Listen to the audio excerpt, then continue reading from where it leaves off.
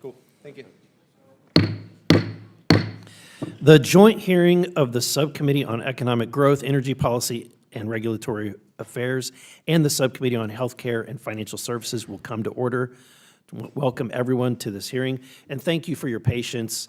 Turns out when you're in the room with the president, you're not allowed to leave, and security won't let you. So I want to recognize myself for the purpose of an opening statement, but first I want to say without objection, the chair may declare a recess at any time. Today we are here to provide critical oversight of the policies and subsidies instituted through the Inflation Reduction Act, or the IRA. Signed into law under the Biden administration in 2022, this misleadingly named legislation passed with 0 Republican votes.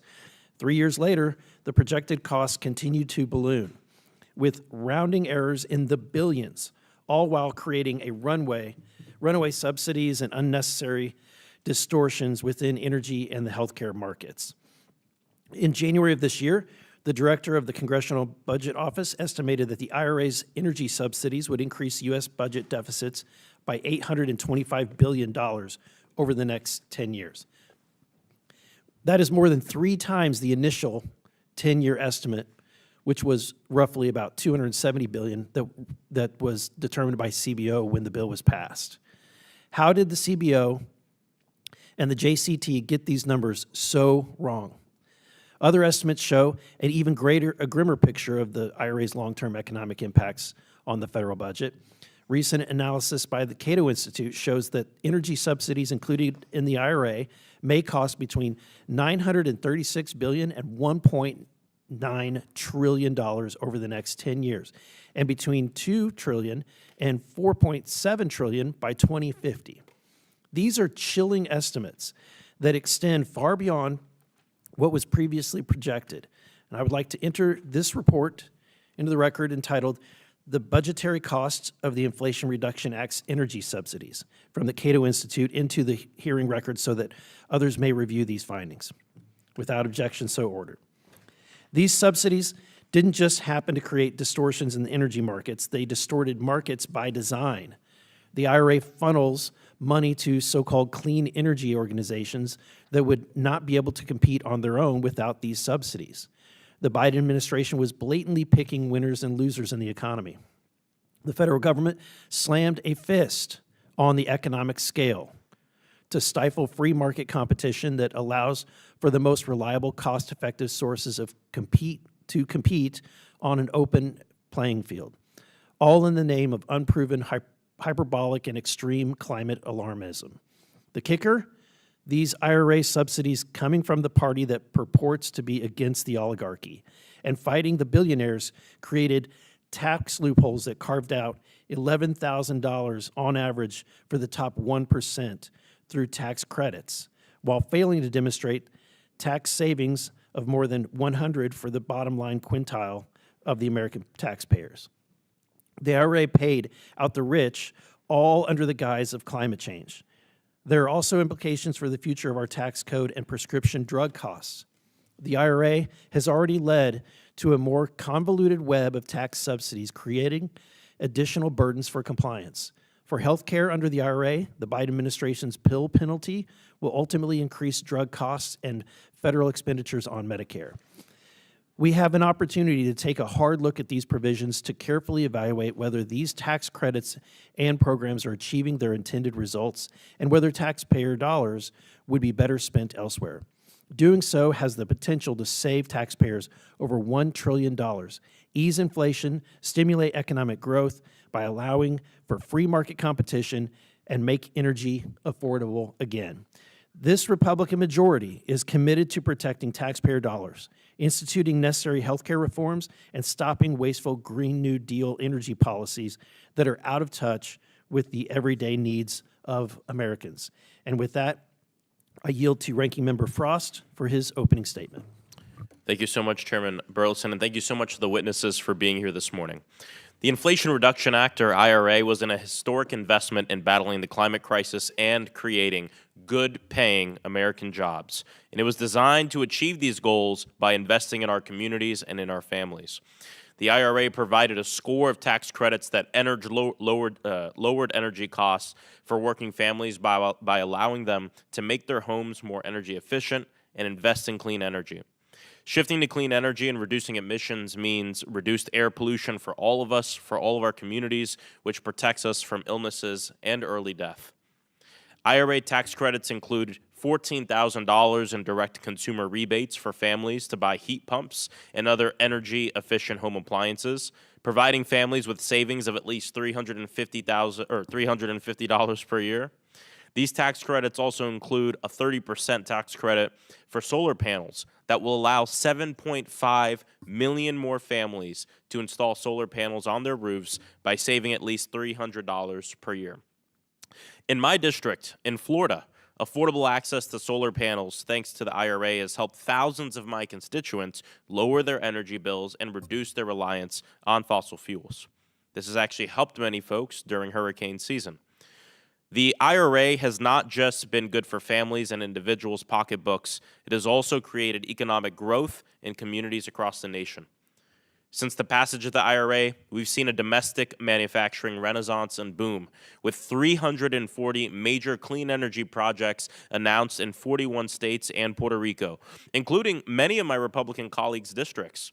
More than $522 billion is planned for investments in these clean energy projects. In fact, the top 10 congressional districts with the highest investments in clean energy technologies during the first 10 months of the IRA, 8 of them were Republican districts. This includes $1.9 billion in Representative Andy Biggs' district in Arizona.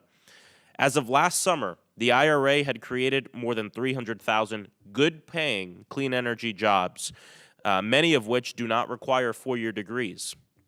And projections indicate that the IRA could create nearly 850,000 jobs annually across industries.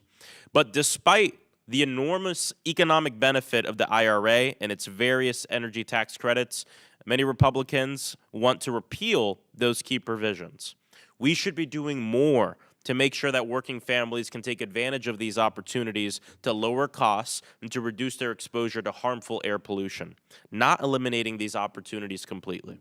As a part of the House Republicans' big ugly bill, their budget betrayal of the middle class and working class, which would put additional costs on Americans in order to provide tax cuts to billionaires and mega corporations, Republicans on the Ways and Means Committee added language that would increase energy costs for American households as much as 7%, or $290 per year, by cutting tax incentives for advanced manufacturing, clean vehicles, and clean energy production. Gasoline prices could increase by 25 to 27 cents per gallon due to these cuts and the termination of fuel economy and tailpipe emission standards.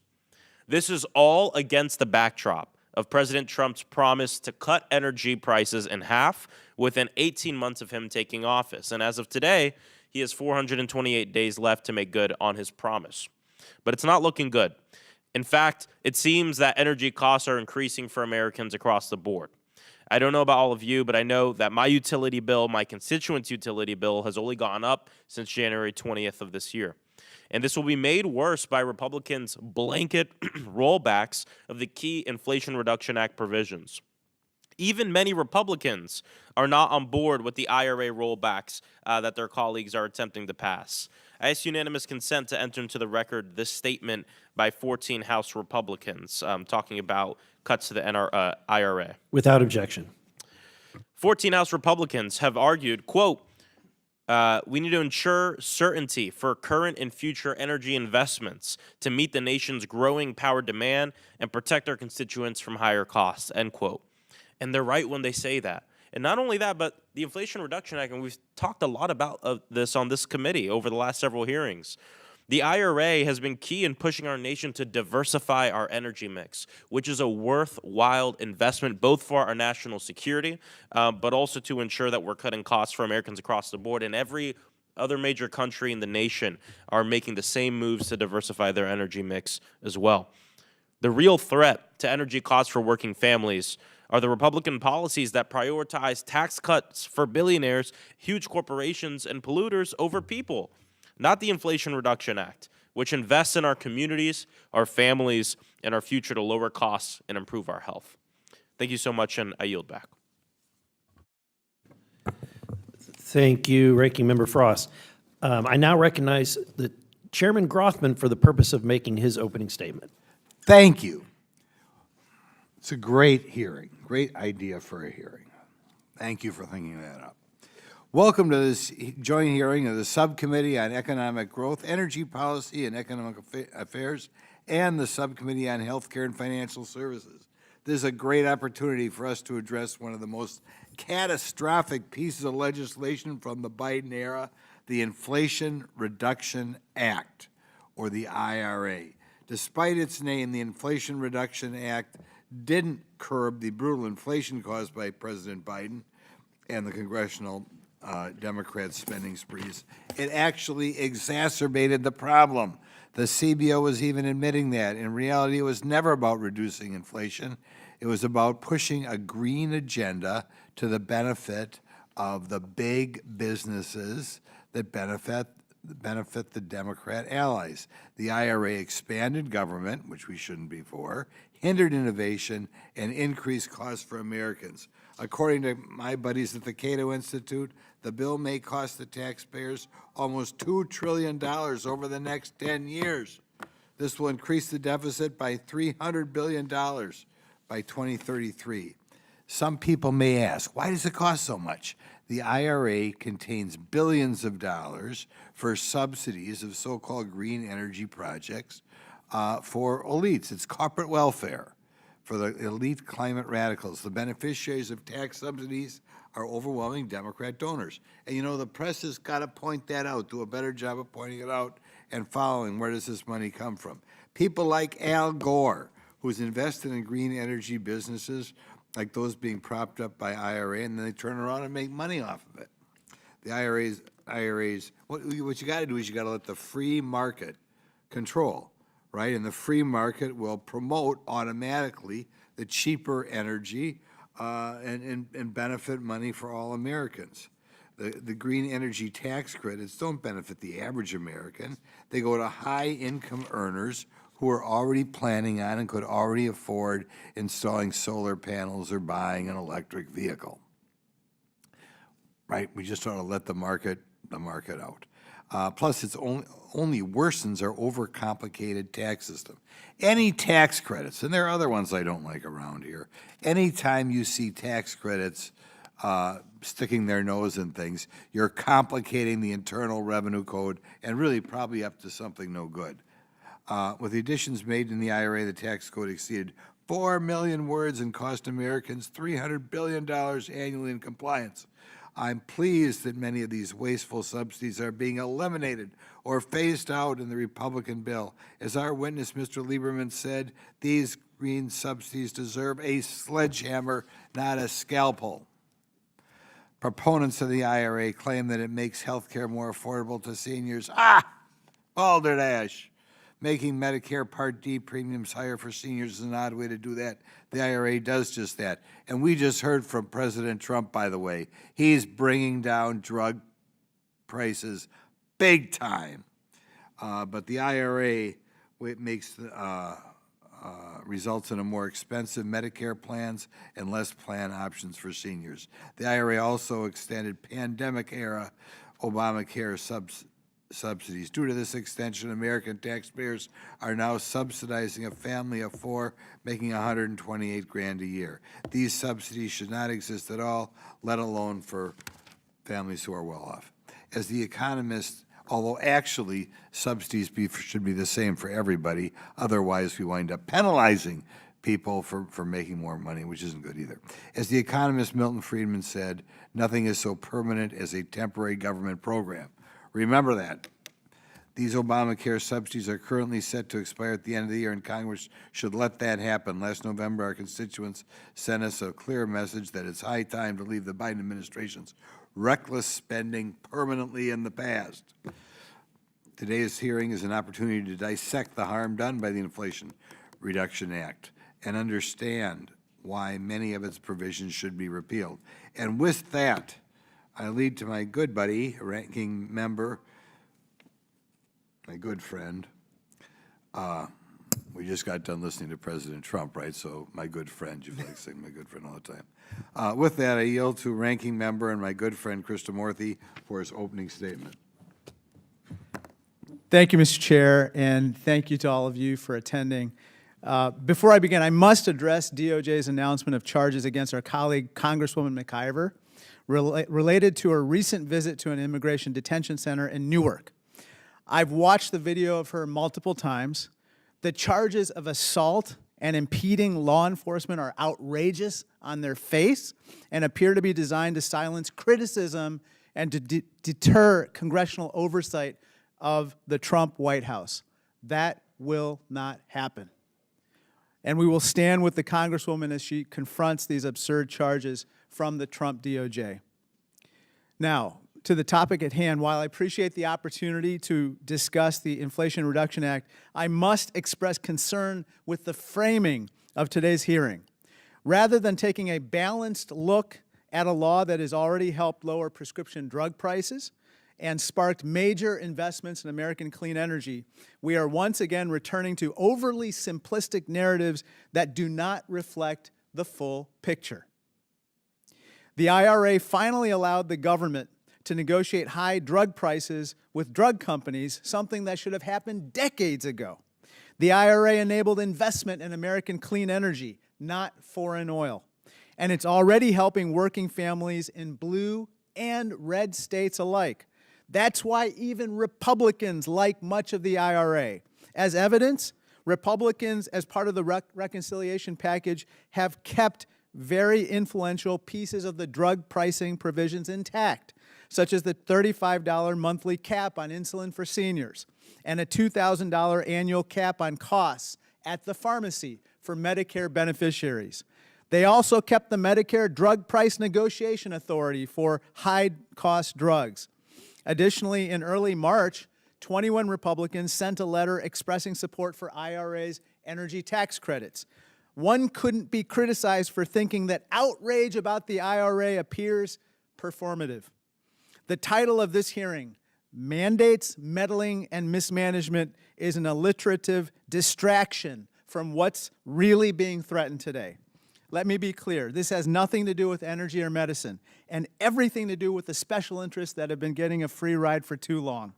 For the past few months, House Republicans have been debating within their caucus how deeply they can slash critical services for working people in order to fund their tax plan for the wealthiest among us. If their reconciliation bill is allowed to go into effect, CBO estimates that almost 9 million people, folks, will be thrown off Medicaid, all in order to help fund tax cuts. To illustrate a real-life consequence of this proposal, cutting Medicaid specifically, I'd like to share Julia's story. Julia happens to be one of our constituents. And I want to tell you what her mother, Joan, said. Quote, because of funding from Medicaid, our 43-year-old daughter, Julia, has had the opportunity to live a life of independence and happiness. Her job training program, funded through Medicaid, gave her the ability to learn the tasks she is expected to perform at work. Joan then shares, quote, my biggest fear about cuts in Medicaid is the very real possibility that Julia will not have anyone to care for her after her father and I are gone. Julia's experience is not unique. Pregnant women, children, seniors, and individuals with disabilities will lose their livelihoods if Medicaid is cut by the hundreds of billions.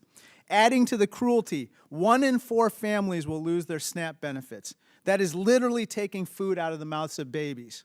And I know a lot about SNAP because its predecessor program, food stamps, was critical to my family when my parents fell on hard times and we needed help to get back on our feet. Food stamps sustained us until my parents were able to get good quality jobs. My parents realized the American dream and they never took it for granted, and neither have I. From destroying the safety net to polluting our air and water, this administration is jeopardizing every single community in America. Red states and blue states, large cities and small towns, manufacturers and farmers, no one will be left unharmed. These cuts aren't about reducing waste, fraud, or abuse. They're about making room for tax breaks for the wealthy at the expense of hardworking Americans. The Inflation Reduction Act has strengthened the healthcare system of our country while also expanding opportunity and boosting our economy in the process. That's what government should be about. I won't stand idly by while House Republicans dismantle the IRA, safety net programs, and other initiatives their donors dislike. I yield back. Thank you. Before we begin, I want to enter into the record a letter dated May 1st, 2025, to Chairman Smith and to the Speaker and to the President, signed by 38 members requesting for a full repeal of the IRA. And with that, I'm pleased to welcome our expert panel of witnesses. I'm supposed to say without objection to myself, right? So ruled. And with that, I'm pleased to welcome our expert panel of witnesses.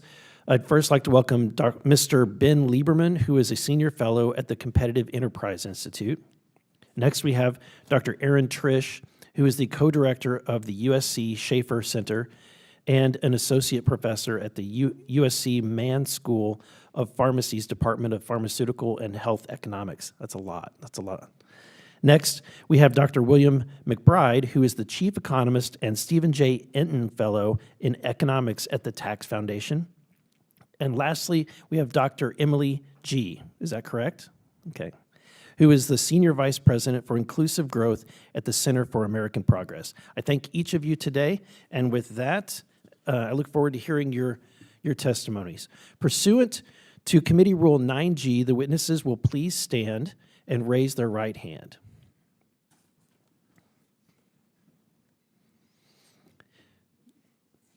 If you want to raise your right hand. Do you solemnly swear or affirm that the testimony that you're about to give is the truth, the whole truth, and nothing but the truth? So help you God. Let the record show that the witnesses answered in the affirmative. We appreciate you being here today. You may be seated. Let me remind the witnesses that we have read your written statements, and they will appear in full in our hearing record. Please limit your remarks to 5 minutes. And as a reminder, please press the button and please speak directly into the microphone so that we can hear what you have to say. I now recognize Mr. Lieberman for his opening statement. Chair Burleson, Grothman, Ranking Members Frost and Krishnamurthy, and members of this committee, thank you for the opportunity to testify today. My name is Ben Lieberman, and I'm a senior fellow at the Competitive Enterprise Institute, a nonpartisan public policy organization dedicated to advancing the principles of free markets and limited government. CEI has been critical of the Green New Deal since it was first advanced in 2019. We were particularly concerned about the burdens its many climate-related measures would place on the American people in the form of costlier energy, transportation, and housing. Unfortunately, our concerns are being realized now that these Green New Deal-style provisions have been incorporated into the badly misnamed Inflation Reduction Act, which was enacted into law in 2022. When the IRA was under consideration by Congress, the Congressional Budget Office and Joint Committee on Taxation released cost projections of its energy-related tax credits and other subsidies. At the time, the price tag for the energy provisions in the IRA was estimated at about $370 billion for the 10-year period from 2022 to 2032. And this was a score that informed the debate over the bill. Only 2 years after passage, CBO and JCT more than doubled this estimate. Other projections see costs potentially reaching into the $1 trillion range, including Goldman Sachs, the University of Pennsylvania, and the Cato Institute. The Cato report notes that the upper bound of these estimates is complicated by the fact that several provisions do not set dollar limits or deadlines. Most notably, the clean electricity tax credits for wind and solar can be used by as many project developers that want to claim them, and they do not sunset until U.S. greenhouse gas emissions have been reduced to 25% of baseline 2022 levels, a target unlikely to be met for many decades and possibly never. The high and rising costs of the Inflation Reduction Act are all the more objectionable given the deceptive title of this bill. The American people were not informed that this was a massive climate bill, and they never agreed to any such thing. The fact that the price tag is likely north of $1 trillion makes this perhaps the costliest example ever of congressional bait and switch. But the costs don't end there. Nearly every alternative energy source and technology favored under the Inflation Reduction Act has shortcomings that are not likely to go away no matter how many subsidies are given to them. First and foremost, in contrast to the electricity generated from coal, natural gas, nuclear, or hydroelectric, intermittent renewable electricity sources like wind and solar are not reliably available 24/7. Experts at organizations like the North American Electric Reliability Corporation, NERC, are warning of an increased risk of blackouts this summer, and the report specifically mentions the risk from periods of low wind and solar output. Note also that we're adding to electric reliability risks at the same time electricity demand is on the rise, due in part to other provisions in the IRA favoring electric vehicles over gasoline-powered ones, as well as electric appliance over natural gas versions. Thus, we face the double whammy of provisions in the IRA reducing the reliability of the grid, while other provisions seek to make Americans less energy diverse and more dependent on electricity. In other words, we're trying to put more of our eggs in one basket while switching to a flimsier basket.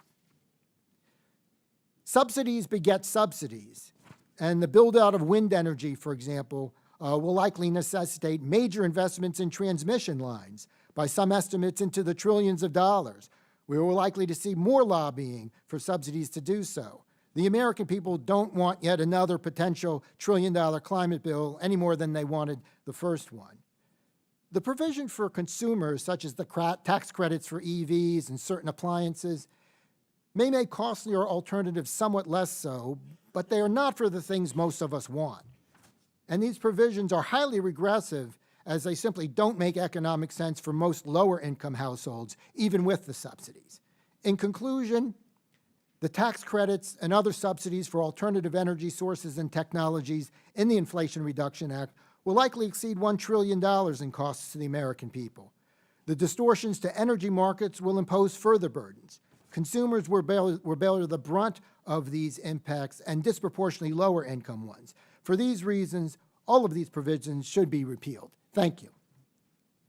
Thank you. I now recognize Dr. Trish for her opening statement. Thank you.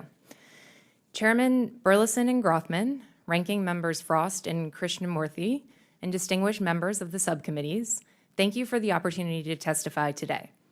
My name is Erin Trish, and I co-direct the Leonard D. Schaefer Center for Health Policy and Economics at the University of Southern California. The opinions I offer today are my own. Biomedical innovation is an American success story. We have seen incredible progress in our ability to treat diseases that used to be death sentences. I have seen this firsthand. I started my career as a biomedical engineering lab where we modeled human disease and screened potential therapies. The science was remarkable, but it was there that I realized that policy decisions were going to be the difference between whether patients ultimately got these therapies or not. Why? Because biomedical innovation is inherently costly and risky, so we need to get the policy incentives right. Innovators and investors need stable and transparent markets if they are going to keep making those investments. Unfortunately, the Inflation Reduction Act is a step in the wrong direction. One of the marquee provisions in the IRA tasked CMS with negotiating prices for certain drugs covered in Medicare each year. So far, one round of these negotiations has taken place. A recent GAO report found that CMS is spending about $3 billion on this effort. And for what? The prices they settled on for those first 10 drugs were basically the same as the net prices that Part D plans were already negotiating with drug manufacturers in this program. But what did we get? We got an opaque process, we got uncertainty, two things that send investors running in the other direction. But let's consider the alternative. What if this year or next year or under some administration in the future, CMS does actually dramatically reduce drug prices? There is no doubt that we are going to lose out on innovation. My Schaefer colleagues have shown that a 10% reduction in expected U.S. pharmaceutical revenues leads to a 2.5% to 15% decline in pharmaceutical innovation. The evidence is clear. We are going to miss out on new drugs, including clinically meaningful ones. The consequences of this lost innovation are real. For example, one estimate shows that widespread drug price negotiation could reduce life expectancy by 2 years for 35-year-olds.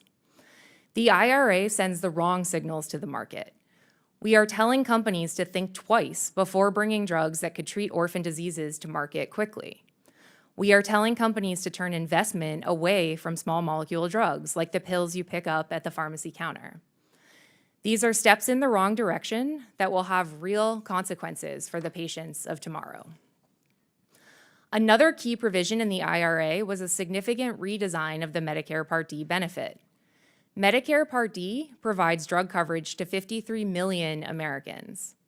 Since its inception in 2006, the program has operated on the premise of delivering value to patients and taxpayers by harnessing competition between private insurers.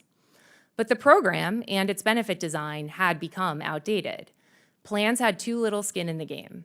And in principle, the types of reforms included in the IRA were a step in the right direction to restore competition in the market. But the abruptness of the change and its implementation has created market instability and considerably increased federal spending. First, Part D plans are exiting the market. There is a 35% reduction in the number of plans offered this year. Today, beneficiaries have the fewest options ever in the program's 20-year history. Second, taxpayers are paying more. Historically, taxpayers have subsidized about 75% of premiums in this market, but thanks to provisions in the IRA, as market instability grows, so too does the bill. This year, taxpayers are picking up 83% of the tab, and that doesn't even count an estimated $5 billion in additional subsidies that CMS unexpectedly added. Third, what's worse is that many beneficiaries are actually seeing their prices go up at the pharmacy counter. Now, it is true that the IRA added a cap on patient out-of-pocket costs for each year, and this is a really important insurance protection. But most beneficiaries don't reach that cap. My colleagues and I are finding that Part D plans are responding to the IRA's changes by increasing patient costs earlier in the year. For example, among Medicare Advantage plans, the average drug deductible increased 273% this year. Imagine the frustration your constituents must feel when they see news headlines that CMS is lowering drug prices, and yet they find their costs are going up. Clearly, this is not working. It takes me back to what I learned in the lab. Making this work for the patients and taxpayers of today and tomorrow is going to come down to getting the policy incentives right. Thank you. Thank you. I now recognize Dr. McBride for 5 minutes. Thank you, Chairman Burleson and Grothman, Ranking Members Frost, Krishnamurthy, and distinguished members of the subcommittees. I appreciate the opportunity to speak with you. My testimony will lay out how and why the budgetary cost of the Inflation Reduction Act's tax credits has grown, who benefits from the tax credits, and options for reform. The IRA's green energy tax credits may be the most egregious, but certainly not the only example of a budget estimate that did not match reality. In this case, it is mainly the result of rushed legislation containing complicated, novel features targeting new and evolving technologies with an uncertain future. Fundamentally, even industry experts have a difficult time forecasting sales of electric vehicles or the development of other niche technologies targeted by the credits, even from one year to the next, much less 10 years into the future as required by the budget process. The uncertainty is compounded by complicated features of the credits, including bonus credits for meeting various conditions such as domestic content, prevailing wage and apprenticeship requirements, and transferability and the direct pay option. Lastly, the statute granted significant authority to the Treasury Department to fill in many of the details, with more than 400 pages of guidance issued in the first year alone, changing the law over time, often in ways that increase the cost. The initial budget estimate from the Joint Committee on Taxation, JCT, indicated the IRA credits would cost about $271 billion over the period 2023 to 2031. Soon after the IRA was enacted, several outside groups, including Goldman Sachs and scholars at the Brookings Institution, began providing estimates indicating the cost of the credits would be much more than originally expected, roughly $1 trillion over a decade. JCT provided an updated estimate in May 2023, that's 9 months after enactment, indicating the cost of the credits had roughly doubled over the original estimate for the same years. And the cost of some credits more than quadrupled, such as those for EVs, advanced manufacturing, and carbon sequestration. JCT attributed the cost growth to several factors, including increases in anticipated production capacity for batteries and renewable energy, as well as expansive guidance from the Treasury Department, which allowed taxpayers to avoid income restrictions and domestic content requirements for EVs and other technologies. JCT's analysis had not factored in regulatory efforts by the Biden administration that would further increase the cost of the credits, such as the tailpipe emissions rule that was scheduled to go into effect in 2027. The latest tax expenditure estimates from the Treasury Department and JCT indicate the cost of the credits has grown to about $1.2 trillion over the next decade, including IRA additions and pre-existing renewable energy credits. A recent study by the Cato Institute finds the cost of the credits ranges considerably, depending on assumptions about the underlying technologies, from about $900 billion to $2 trillion over the next decade, and about $2 trillion to almost $5 trillion through 2050. The primary beneficiaries of the credits are businesses that specialize in renewable energy and higher income consumers with preferences for EVs, solar panels, and other green technologies. For example, a recent study finds that the top 20% of individual taxpayers by income receive more than 80% of the EV credits. JCT found that the largest corporations receive more than half of the investment and production tax credits, two of the largest business credits that were extended as part of the IRA. Economist Jason Furman estimated the IRA credits will provide a benefit of more than $11,000 for the top 1% of earners in 2027 versus a benefit of less than $100 for the bottom 20% of earners. Regarding broader economic benefits, the IRA credits reduce the cost of investment in the targeted technologies, but the investment impacts are reduced by high compliance costs, permitting and other constraints, and the degree to which the credits subsidize activities that would have occurred anyway. Furthermore, because the targeted areas are a small portion of the economy, we should not expect, nor do we find in the latest data, any measurable increase in investment overall. In general, the IRA credits should be repealed or at a minimum substantially curtailed to bring their cost down closer to the original estimates. This could be done by streamlining and shrinking the credits or potentially capping their annual costs. Currently, only one of the credits is capped. My written testimony provides our analysis of a few options for reform that would generate hundreds of billions of dollars in savings. Policymakers should pursue neutral policy to boost energy production. That is, treating all investment equally, which is best achieved by allowing a full and immediate write-off for all investment, a policy known as full expensing.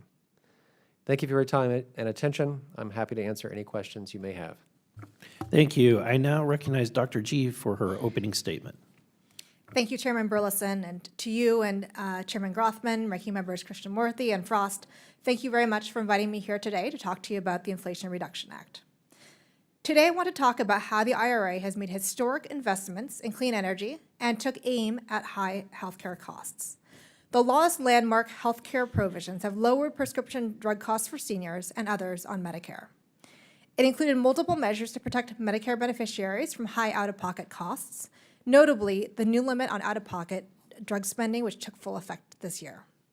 That $2,000 limit is estimated to save $600 on average for the 11 million beneficiaries who would have otherwise had spending above that level. The law capped cost sharing for insulin at $35 per month, and it made recommended vaccines available at no cost. The law expanded the low-income subsidy program for Part D, and it made other changes to enable beneficiaries to spread costs out over time instead of facing high upfront costs at the beginning of the year. The IRA is generating savings by requiring that drug companies rebate for price hikes above the level of inflation. For example, in the first quarter of this year, there were 64 Part B rebatable drugs with co-insurance amounts per day up to $10,000, lower due to rebates. And lastly, the law empowers the federal government for the first time to negotiate lower drug prices for Medicare. This year, the list of 15 drugs under negotiation includes medications to treat asthma, breast cancer and prostate cancer, and diabetes. The IRA expanded insurance coverage by enhancing financial assistance available to people who purchase insurance on their own, helping drive uninsurance rates to a historic low.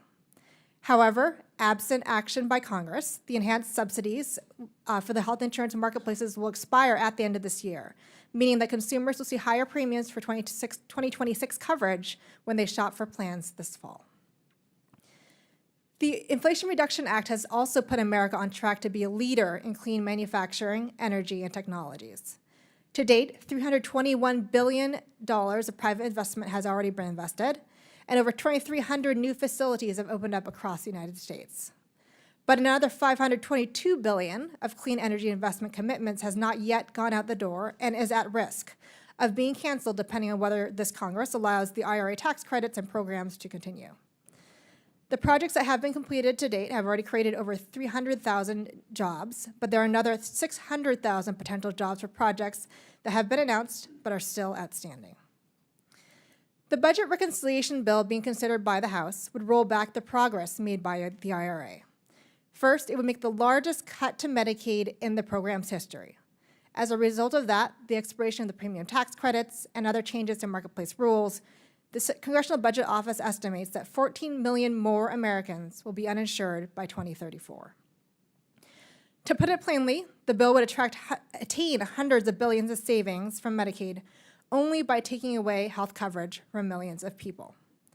Notably, the bill imposes burdensome work reporting requirements on enrollees, even though previous experience from states shows that red tape trips up those eligible for Medicaid.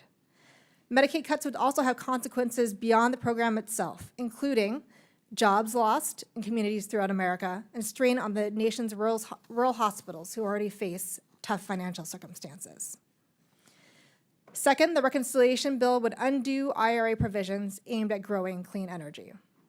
If the proposals from the Ways and Means Committee are passed, annual home electric bills would increase $70 on average in the next 5 years. Analysis by the Rhodium Group found that gasoline prices would rise 25 cents to 37 cents per gallon by 2035 as demand for oil increases due to the termination of the federal electric vehicle affordability programs, fuel economy standards, and tailpipe emission standards. Overall, the reconciliation bill would add threats to the U.S. economy, coming at a time when decades-high tariffs are already driving up policy uncertainty and depressing consumer sentiment. By cutting Medicaid and SNAP, the bill makes devastating cuts to counter-cyclical programs that help Americans meet their basic needs during recessions. And over the longer run, by adding $2.7 trillion to the deficit over the next decade, the bill will drive up interest rates, driving up the cost of borrowing for businesses and consumers for things like mortgages, credit card loans, and student loans, while driving down wage growth.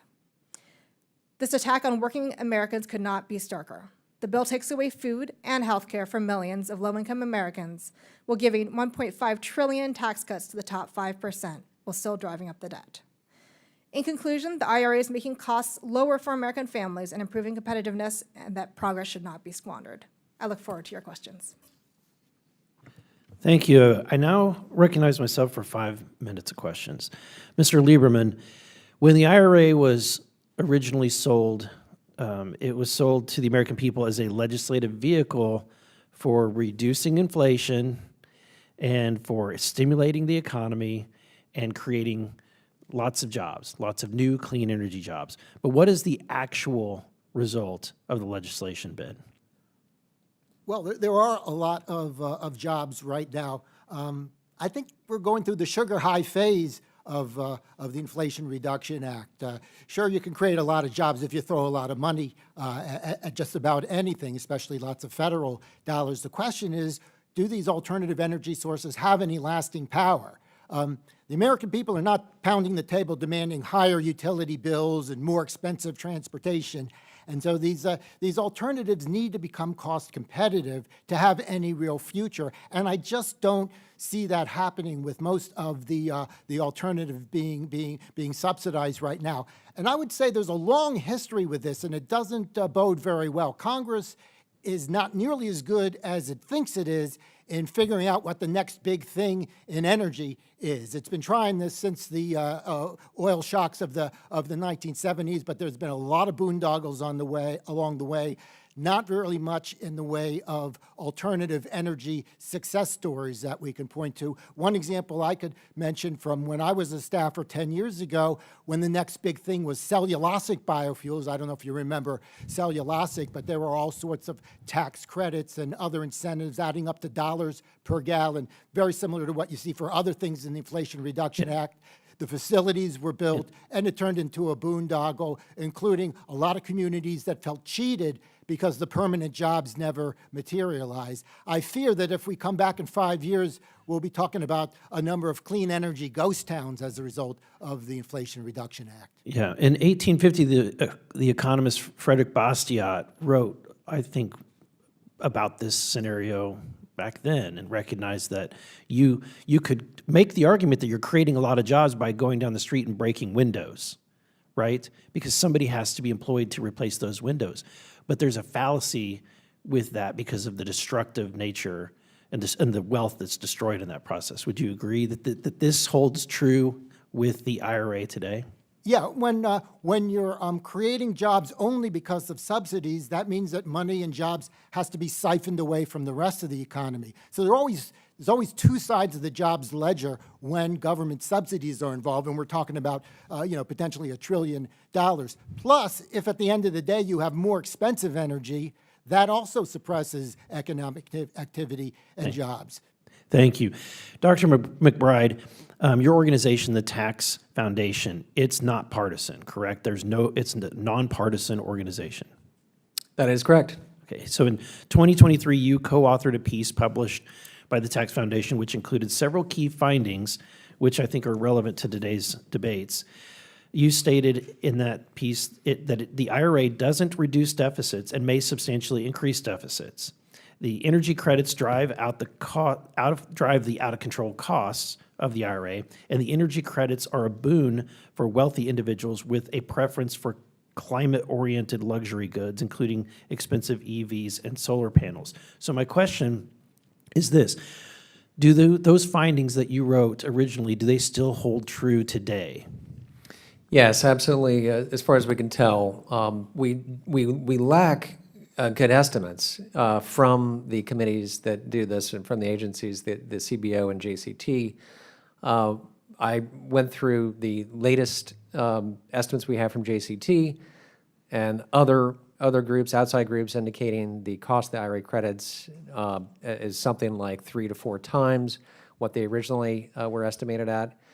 So that was that's one side of this bill. The other side is the tax increases.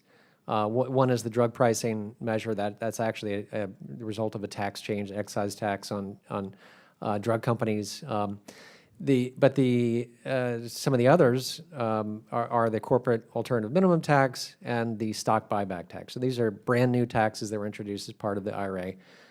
We don't know how much those are raising, honestly. We have done a lot of research to try to build out our understanding of how much revenue is raised by those taxes, but they were originally estimated to raise on the order of $300 billion between those two tax increases. If that is still the case today, which is questionable for many reasons I can go into in more detail, it may be much less than $300 billion that is raised there.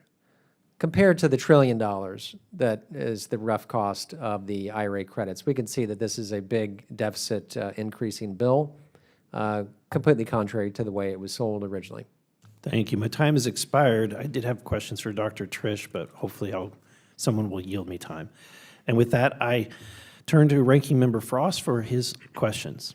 Thank you, Mr. Chairman. So smart policies mean a good return on investment, and the Inflation Reduction Act is made up of the necessary investments for a cleaner, healthier future that it's paying off for our country right now. Let's talk about the IRA's returns. Dr. G, the IRA became law less than 3 years ago. Could you talk about some of the law's successes when it comes down to investments and jobs? Thank you for that question, Ranking Member Frost. The IRA was an investment in a historic investment in climate change that specifically made investments in improving American competitiveness in clean energy and creating jobs and in allowing America to better compete in jobs of the future. To date, the projects have, from the IRA on clean energy have created about 300,000 jobs. There are many more in the pipeline, but many of those are in jeopardy if the changes in the reconciliation bill go forward. These are projects that are happening all across America. As just one example, let me give you one down in Louisiana, in Iberia Parish, as an example of jobs created from the bill. First Solar is a solar panel manufacturing facility. First Solar said that their commitment was catalyzed by the Inflation Reduction Act and is expected to create about 700 new jobs down there. Thank you. I ask unanimous consent to the record an NBC News article, how the Inflation Reduction Act sparked a manufacturing and clean energy boom in the U.S. Yeah, without objection. Thank you. Smart policies create supply and demand, and new solar and wind power plants can be built and operating in under 2 years, while natural gas power plants can take twice as long, and coal can take about 4 times as long. Sometimes the critics of clean energy try to sidestep the positive effects of investments like those in the IRA, and then they'll grumble that the federal government is, quote, picking winners and losers, as if the federal government for generations haven't been giving massive subsidies to oil companies and polluters in this country. But it complete crickets from them then. Dr. G, how do the clean energy incentives of the Inflation Reduction Act compare to the subsidies currently enjoyed by the fossil fuel industry? So first, let me just note that I agree with you that solar and wind are much faster at coming online. In fact, clean energy accounts for about 90% of new capacity being added right now. Solar and wind are deployed faster than all other types of energy combined, including hydroelectric, nuclear, coal, and gas power plants. Solar farms can be operational about 2 years compared to about 4 years for gas-powered power plants. I would remind everyone here too that fossil fuel companies also enjoy subsidies. They enjoy about $15 billion in tax breaks every year, and it's also a highly profitable industry. The 5 largest oil and gas companies made more than $100 billion in profits last year in 2024, and big oil also spends a lot to influence elections. I really appreciate you bringing that up because we don't hear about that from my Republican colleagues. I also want to talk about the Inflation Reduction Act's effects on the national level to a personal level. Central Floridians love home solar and home energy storage, not only because it lowers the electric bill, but because it keeps us safe. How will people's daily lives and daily costs increase if we reverse the progress made in the IRA, Dr. G?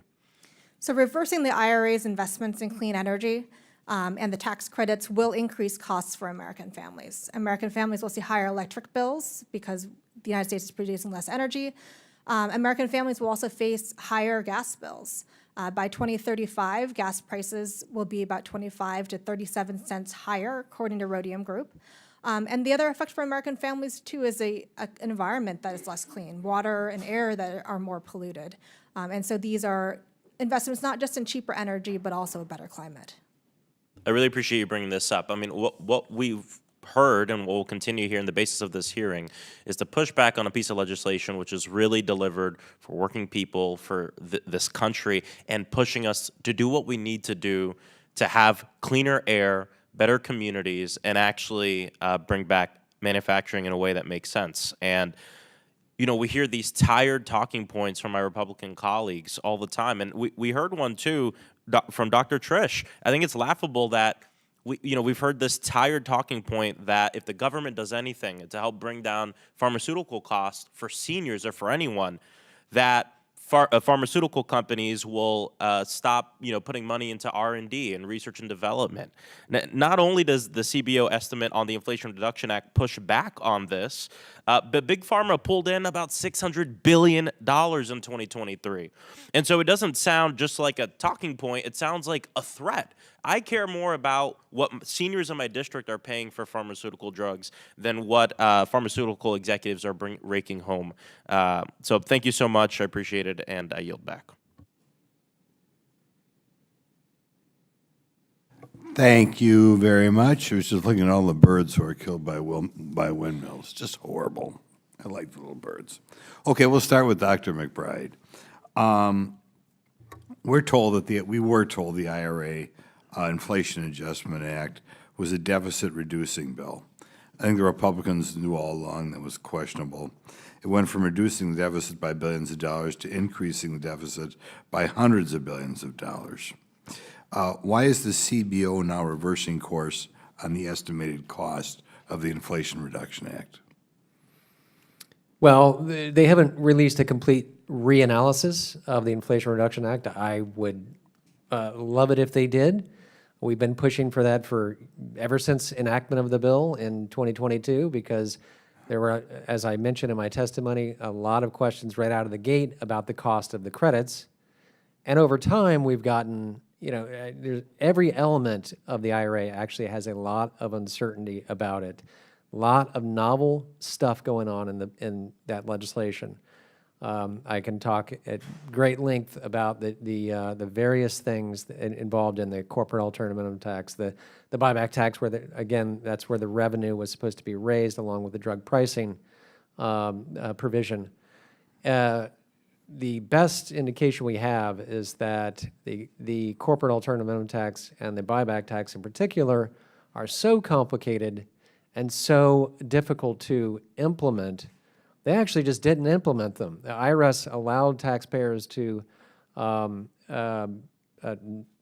not pay the tax for the first 2 years after enactment.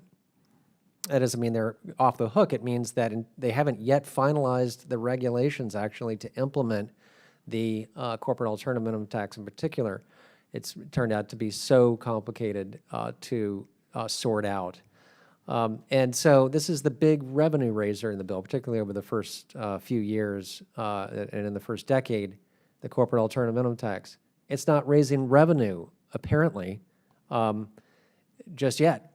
So what we have is very little revenue coming in the door, but a tremendous amount going out the door, tremendous amount of spending going out the door in the form of these credits.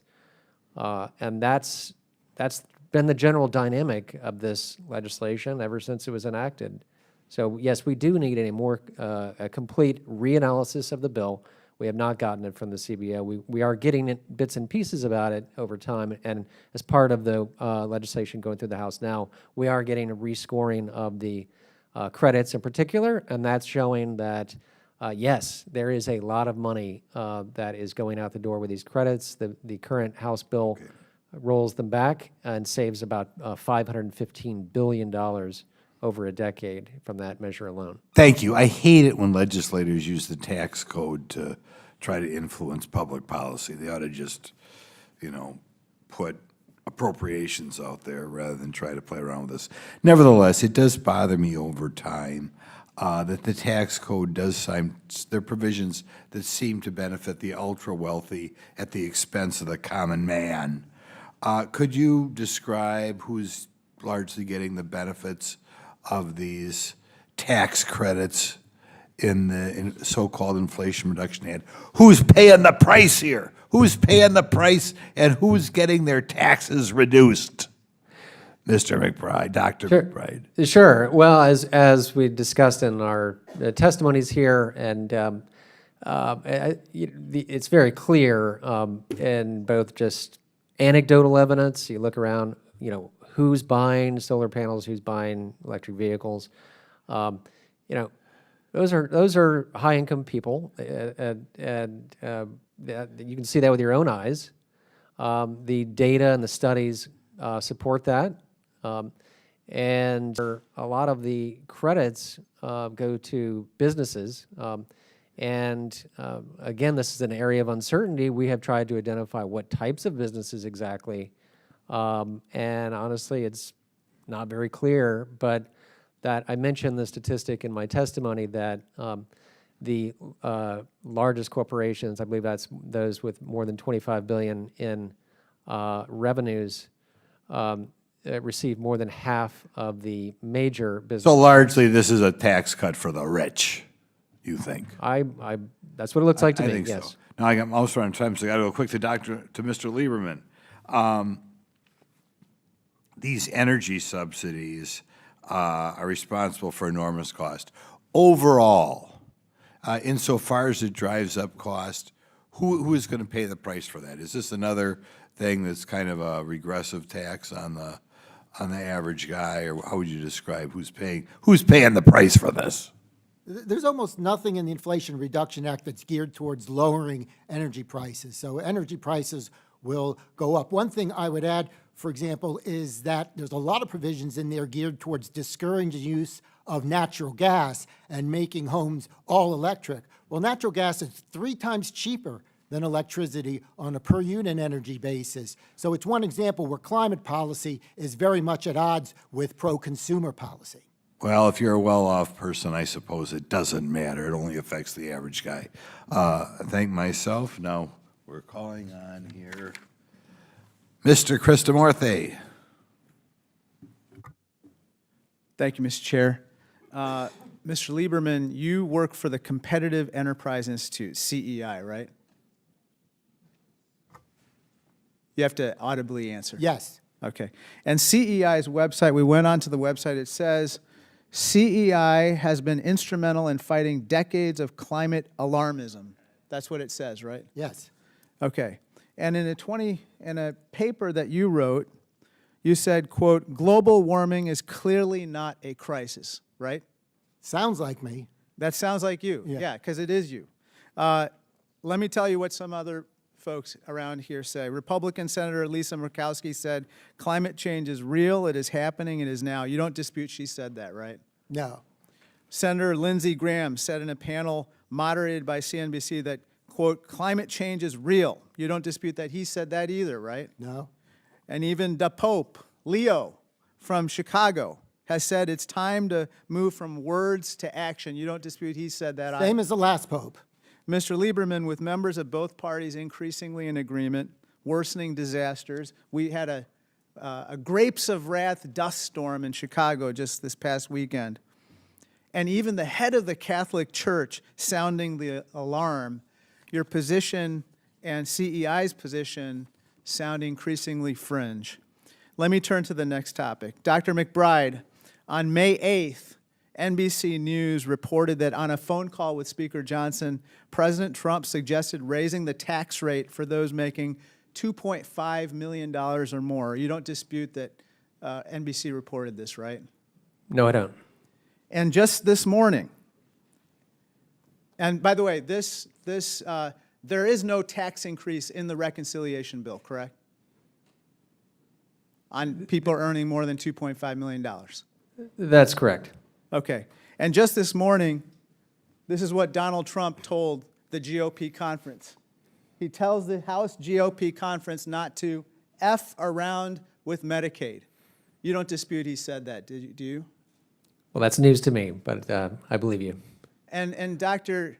G, there are cuts of hundreds of billions of dollars in the reconciliation bill to Medicaid, correct? That is correct. This is a reverse Robin Hood bill that will give tax cuts to the rich, while cutting over $600 billion from Medicaid and $300 billion from I think they are violating, the House GOP conference is violating, I think, what Donald Trump is trying to convey in this headline. Look, the CBO estimates that the debt of this bill will total at least $4 trillion. Isn't that what the CBO has scored, Dr. G? That's correct. It will add $1 trillion to the debt, and even more if temporary provisions in the bill for tax breaks. And at the same time that Republicans are adding trillions in debt, Moody's, the major credit rating agency, downgraded America's credit rating, citing the deficit. You don't dispute that, Dr. McBride, do you? No, I don't. That's correct. And this is the first time all 3 major credit rating agencies have downgraded America's debt, correct? That's correct. So instead of taxing the wealthiest among us, as Donald Trump has suggested, and contrary to his suggestion not to F around with Medicaid, which he just said this morning to the House GOP, the House Republicans are instead slashing Medicaid, slashing SNAP, adding trillions to debt, and in the process, hurting America's credit. Let me turn to another topic. Dr. G, just to reiterate, Republicans are planning to cut at least $625 billion from Medicaid. The level of cuts will be absolutely devastating to the healthcare system. In fact, let me just show you a map of rural hospitals throughout the country that will be at immediate risk of closure. As you can see in Illinois, there are 8 rural hospitals that will be immediately at risk of closure. And Mr. Grothman, in Wisconsin, there are 5 hospitals that are at immediate risk of closure. And Mr. Burleson, there are 9 in Missouri. Now, when rural hospitals close because of these massive cuts to Medicaid, Dr. G, those closures will lead to layoffs, correct? That's correct. A loss of healthcare jobs, as well as other jobs in communities. And when those hospitals close, not only will people with Medicaid be denied access to medical care, but people with private insurance as well as Medicare will also be denied care, correct? That is correct. And so we'll be creating medical deserts throughout the country, right? That's correct. Thank The you, people and will I have to travel further to emergency rooms or to deliver babies or be seen for trauma. Thank you, and I yield back. Thank you, and I now recognize the gentleman from Arizona, Mr. Gosar. Thank you, Mr. Chairman. Today, this hearing is examining the devastating economic effects of the Inflation Reduction Act. But let's remember, the IRA was Joe Biden and the Democrats' version of a reconciliation bill.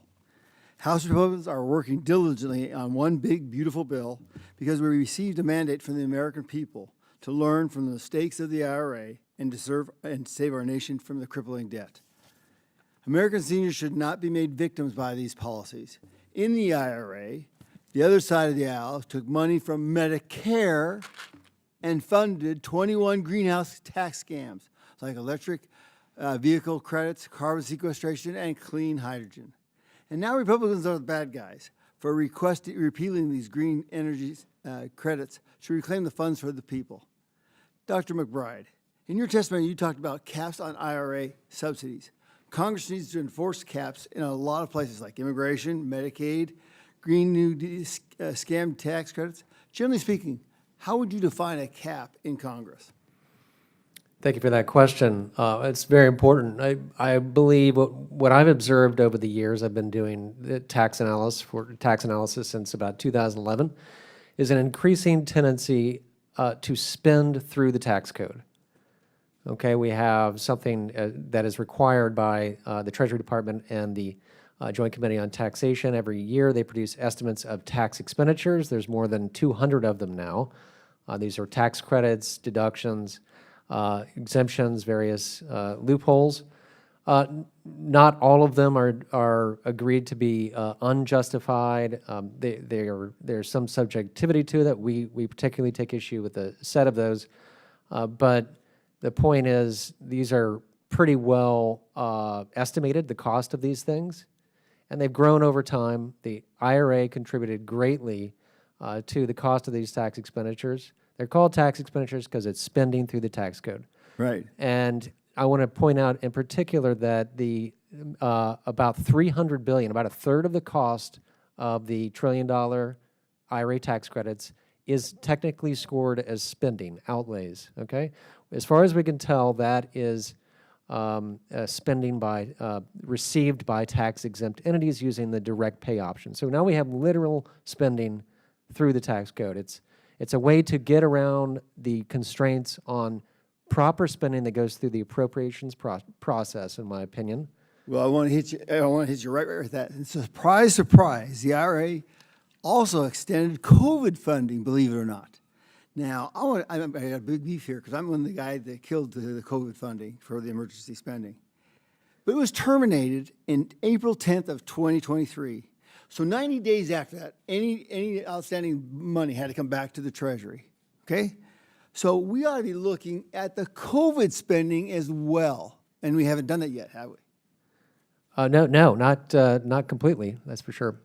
This is unbelievable. Now, we're not really comparing apples to apples, right? You know, so we just saw the poster board over here talking about cuts in Medicaid. But the populations are very different, aren't they, Dr. McBride?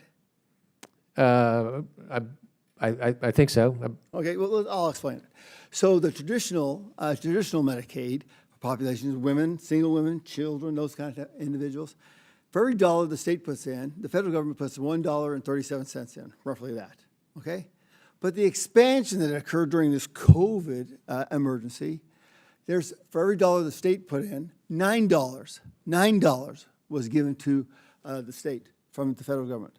And these were, my understanding, able-bodied individuals with no children. Is that, would you say That's my general understanding. You're getting a little bit out of my wheelhouse here, so but where's the parity on this one?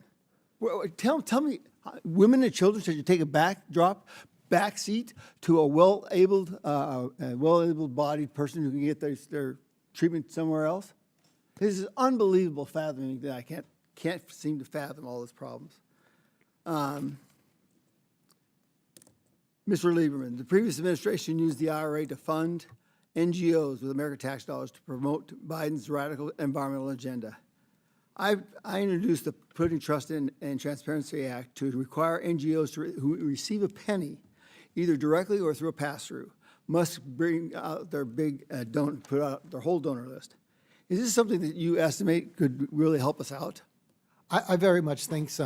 And maybe the most disturbing part of the Inflation Reduction Act were these organizations that were set up, created new, just for the purpose of receiving multi-billion-dollar grants. And I do think this has relevance. The spending in the IRA has relevance to the climate change issue. So much of the climate activist argument is to protect future generations from climate harm. Well, if you're genuinely concerned about future generations, the last thing you would want to do is to saddle them with a mountain of debt, which makes it harder to deal with whatever challenges the future holds, whether climate change or otherwise, most likely something we don't even see coming. That's why I think these free spending climate bills are especially self-defeating. It's interesting that the COVID national emergency space spent between $4.8 and $7 trillion. So the spending goes on. Thank you, and I now recognize the gentleman from Missouri, Mr. Bell. Thank you, Mr. Chair, ranking members, and witnesses for being here today. Today we're discussing the Inflation Reduction Act, a key piece of legislation that was geared towards moving our nation forward. Legislation aimed at providing millions of jobs, increased access to affordable health care, and historic funding for clean energy infrastructure to improve the overall quality of life for Americans.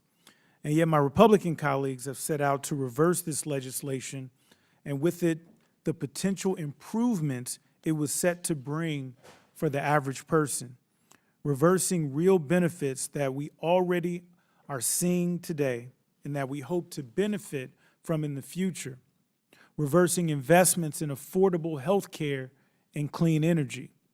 In my state of Missouri alone, we have benefited from the investments streaming from the IRA, with the potential to receive continued investments totaling over billions of dollars over the next 10 years. In my district, more than $35 million have been invested in assisting the improvements of over 700 mixed income units for more energy efficient living. These improvements range from enhancing new builds through the use of sustainable materials, to replacing outdated utilities and structures on older homes, to energy efficient equivalents. These enhancements work towards ensuring these homes are able to withstand the growing hazardous weather conditions they are faced with, which I would be remiss if I didn't mention this past weekend, St. Louis experienced one of the most devastating storms in our history. A powerful tornado tore through the city, damaged an estimated 5,000 buildings, leaving much of our infrastructure in shambles.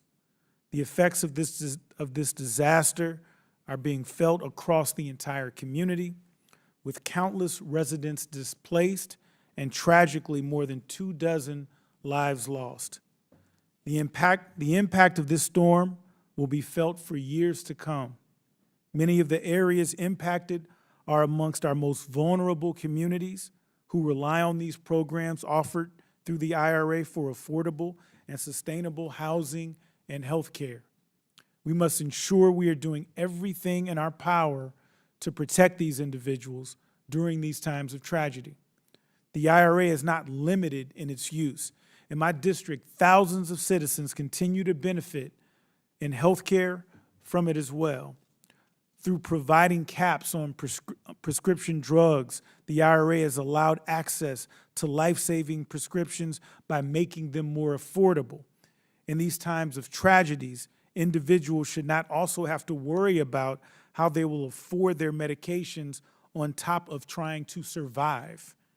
It is estimated that 348,000 Missourians will save an average of $462 per year through the decrease in prescription drug costs, allowing individuals to receive a better quality of life because we know that access to health care saves lives.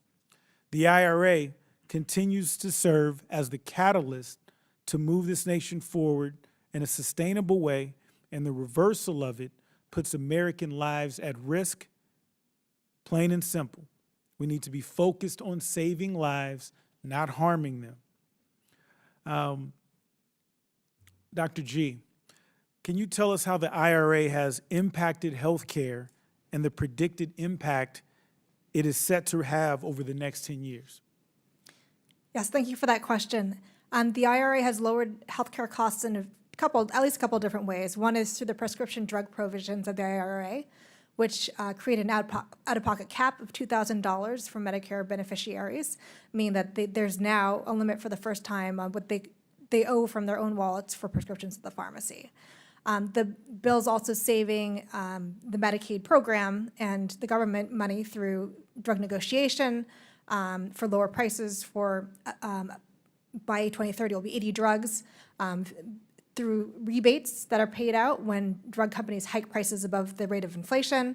And it also made vaccines available at no cost, so that vaccines, like for example, the shingles vaccine, which used to cost about $200 out of pocket, are now free, and those will help keep people healthier and save lives in addition to saving costs.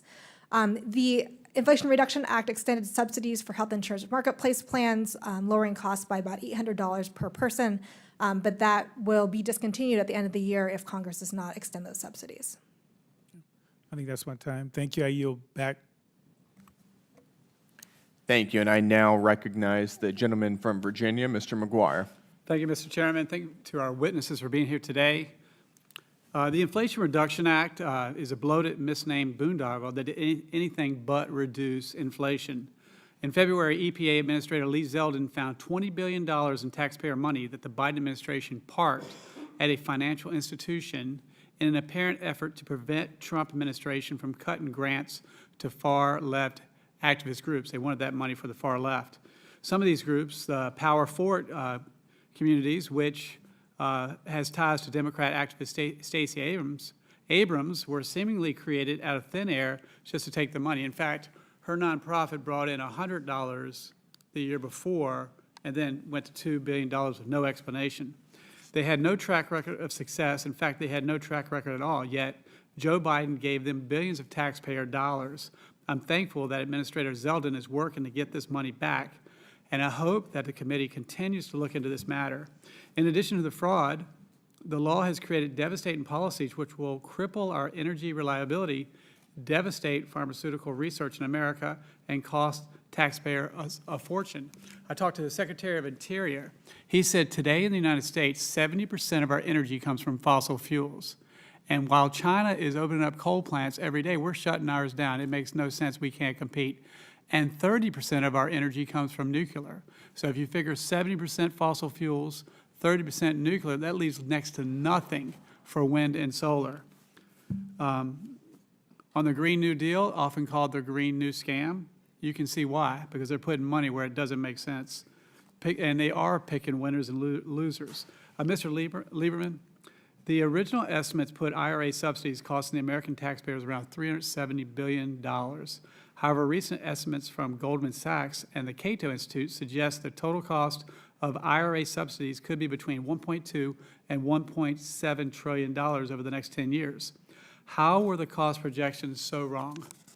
Well, there's a lot of factors that go into that, including estimates of how many people would be buying electric vehicles. I'll say the one mitigating factor is that EV sales seem to be stagnating, so maybe the outlays won't be so much on that front.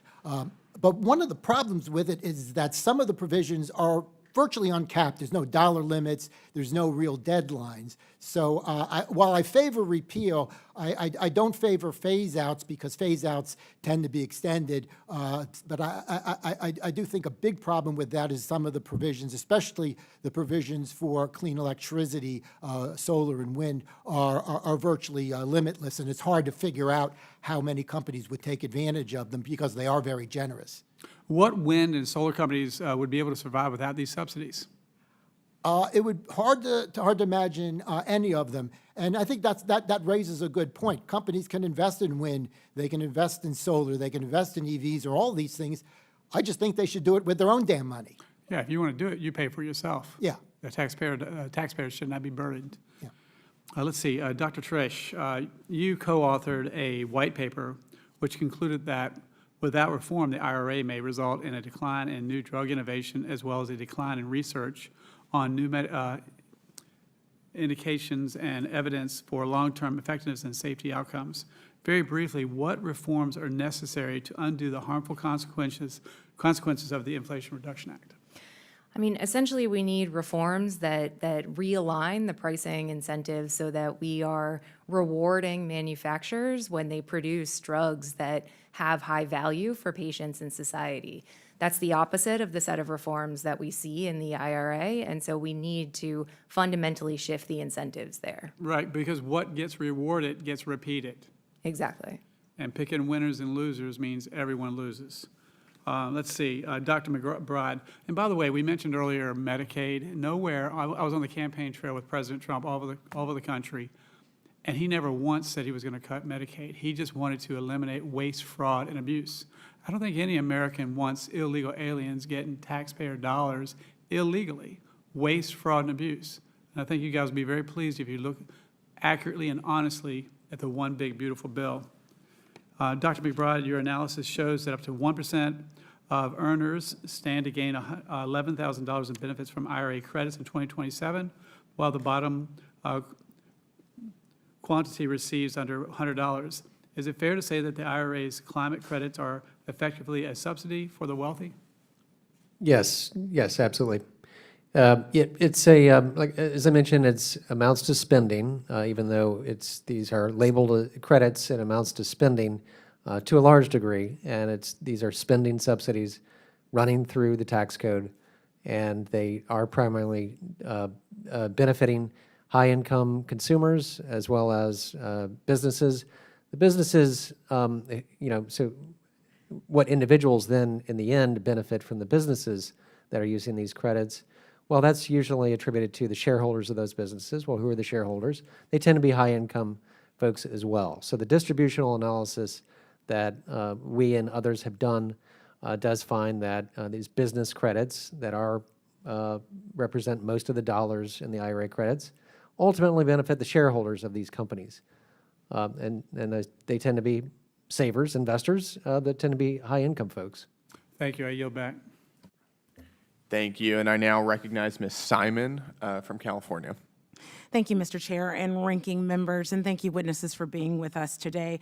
In 2022, we saw the birth of the Inflation Reduction Act, which made health care more affordable to Medicare patients, capping insulin at $35 a month, limiting annual out-of-pocket prescriptions to $200, and negotiating the price of prescription medication, including diabetes and cancer and autoimmune disease. We've been talking a lot about the big and beautiful bill for folks who have battled sickness, and some of us who have battled death right in front of us.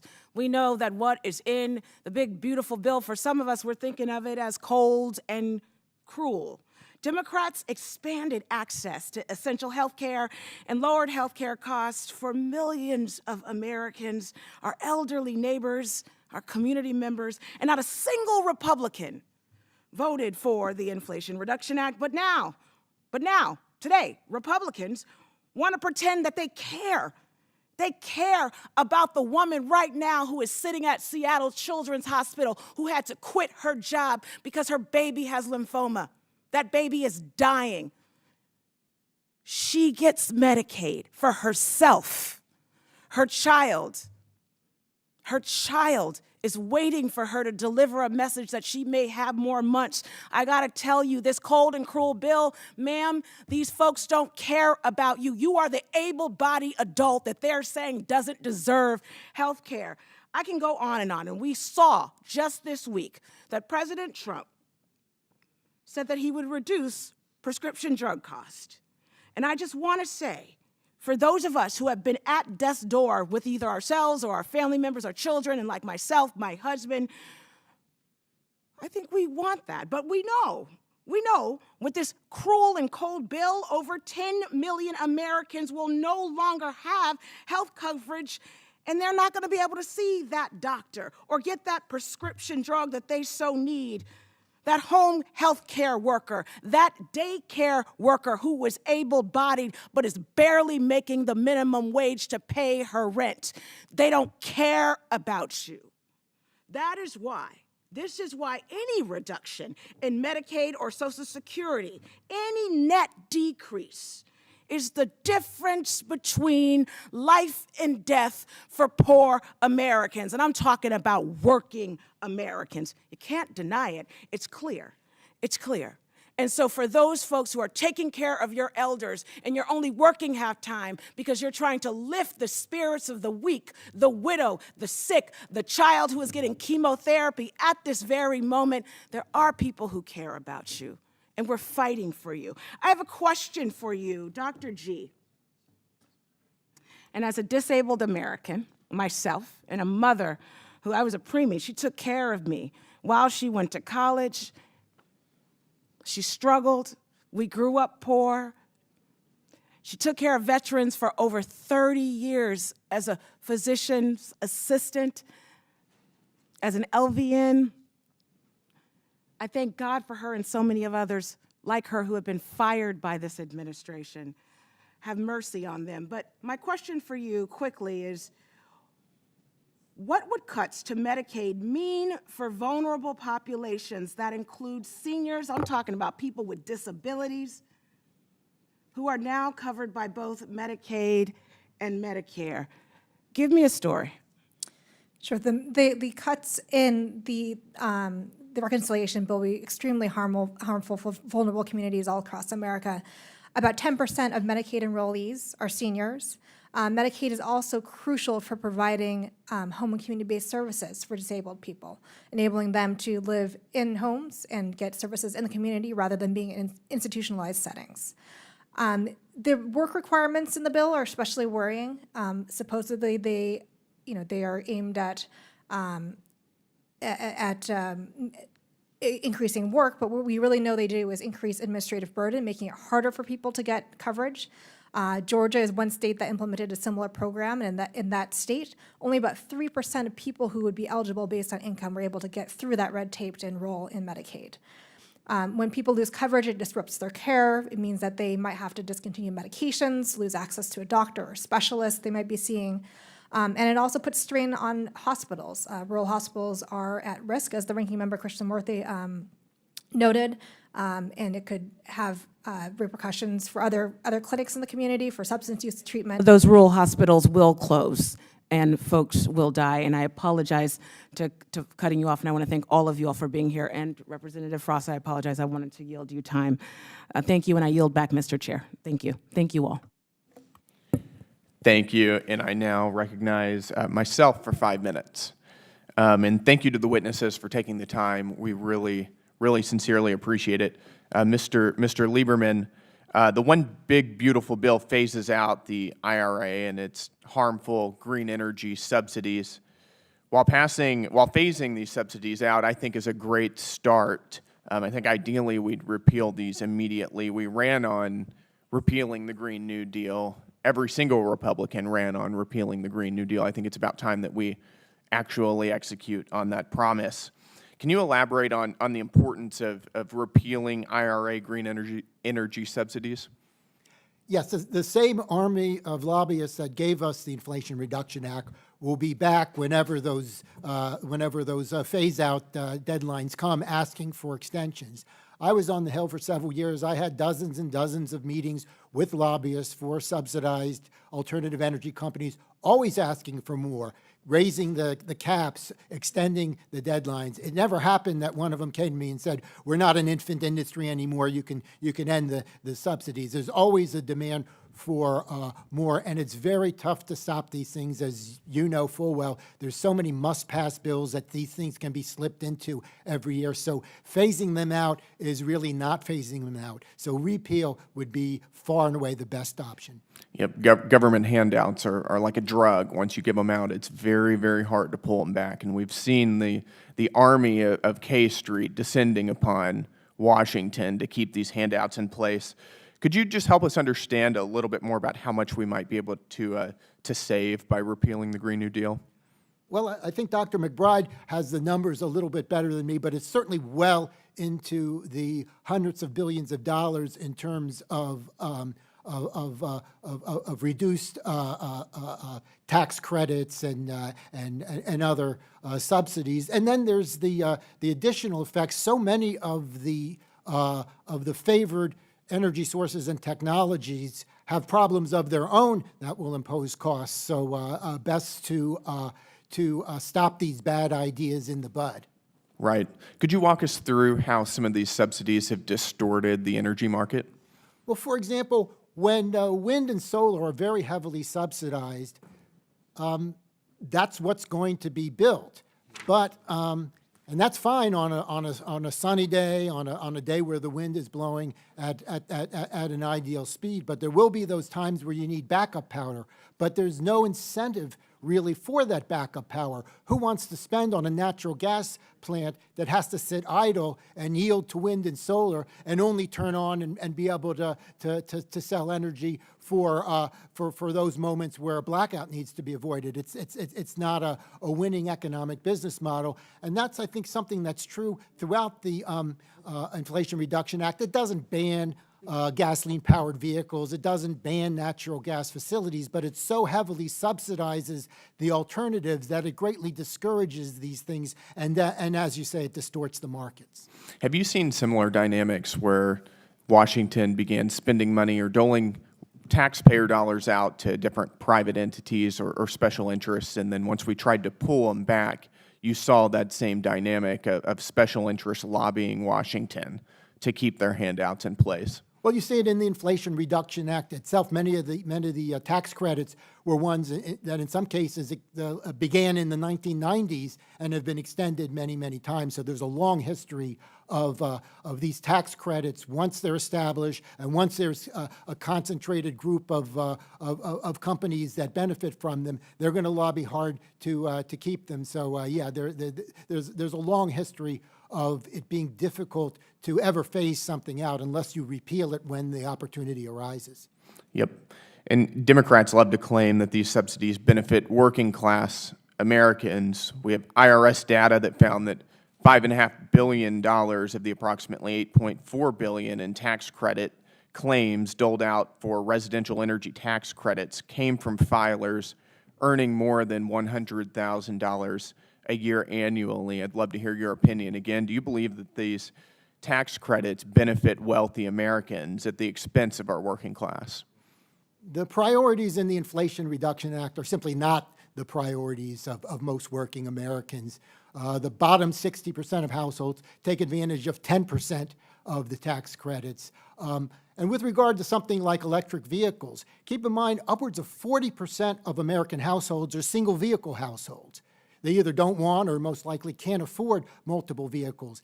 Ask yourself, does an EV can it really be that one go-to vehicle? And the answer is no. Upwards of 90% of EVs are part of multi-vehicle and wealthier families. And a lot is true of many of these other subsidized appliances and other things that just don't make sense for most working folks, which is why they needed to be subsidized. Yep. Thank you, Mr. Lieberman. And I now recognize the gentlelady from Arizona, Ms. Ansari. Thank you. It is so funny to me. My colleagues across the aisle love to vote against their districts and their constituents' interests. They're sitting here railing against the Inflation Reduction Act, legislation that has launched $130 billion in private investments and created 400,000 jobs in Republican-held districts since it was passed. If the planned investments are kept in place, it would create 90,000 more jobs and bring in $70 billion more in planned investments. When we're talking about these jobs as well, when I have spoken to pretty much every single labor union, working class people who very much actually are majority Republican, sheet metal workers, electricians, plumbers, and pipe fitters, they are thrilled about the investments in the Inflation Reduction Act because of the jobs they have created. 18 of the 20 districts who have received the most funding from the IRA are in Republican-held districts, accounting for 78% of the total IRA spending to date. But I guess they don't want those investments in their districts anymore, although I know they love attending the groundbreakings and the ribbon cuttings. In Mr. Gosar's district, which borders mine in Arizona, a project was announced that would bring in $1.25 billion in investment and created an estimated 6,400 jobs thanks to the funding opportunities and the tax credits made possible by the IRA. That project has since been canceled due to financial uncertainty because of President Trump's attacks on the IRA and House Republicans' promise to repeal it. Dr. Gee, question for you. How would the repeal of these tax credits stifle innovation? I want to talk about innovation because in so many of the committees I'm on in Congress, we talk about energy dominance and wanting to be at the forefront of innovation and the threat of China, but we are actively deciding to stifle that. Can you talk about what kind of risk that would pose to companies here in the U.S. and the threat that they may move out of the country? So the investments that the Inflation Reduction Act is making in manufacturing and new technology is key to us being able to compete with China on high-tech manufacturing, and also breaking the stranglehold that China has on mineral processing, which is critical for batteries and other technologies. Repealing these investments would create an estimated $80 billion of energy investment opportunities that goes to other countries, not the U.S., including China, the EU, Japan, South Korea, and Mexico. We've already seen investments canceled because of the policy uncertainty created by discussions over this bill, as well as the Trump administration's efforts and cancellations of projects. And so this investment, as well as in things like the National Science Foundation, are key to improving science and also investing in the application of technology. So $80 billion in missed investments, that is devastating. It's not just about that. The effects of the IRA repeal will also have an impact on hardworking, everyday Americans in this country. We know that Rhodium, a nonpartisan independent research group, found that a repeal of the IRA would increase the average household's energy expenses by over 7% over the next 10 years. This means higher energy bills and higher gas prices for everyone. So Dr. Gee, how will Republicans plan to repeal the IRA's tax credits and energy subsidies, raise costs for American families? So the tax credits go to the clean energy economy, which lowers energy prices and benefits everybody. If these provisions were to be repealed, as you know, Rhodium Group estimates about $70 more per year is what Americans would pay for electricity bills. It also means that oil and gas will need to fill the gap, which will be an increase in gas prices that we could see in the future. So in my district, I represent Phoenix, Arizona. Many of my constituents already experience disproportionately high energy costs because keeping your AC on in the summertime is incredibly expensive. Can you talk to us about how the IRA's investments in clean energy help in the face of growing energy demands? Yes, so we are facing increased energy demand.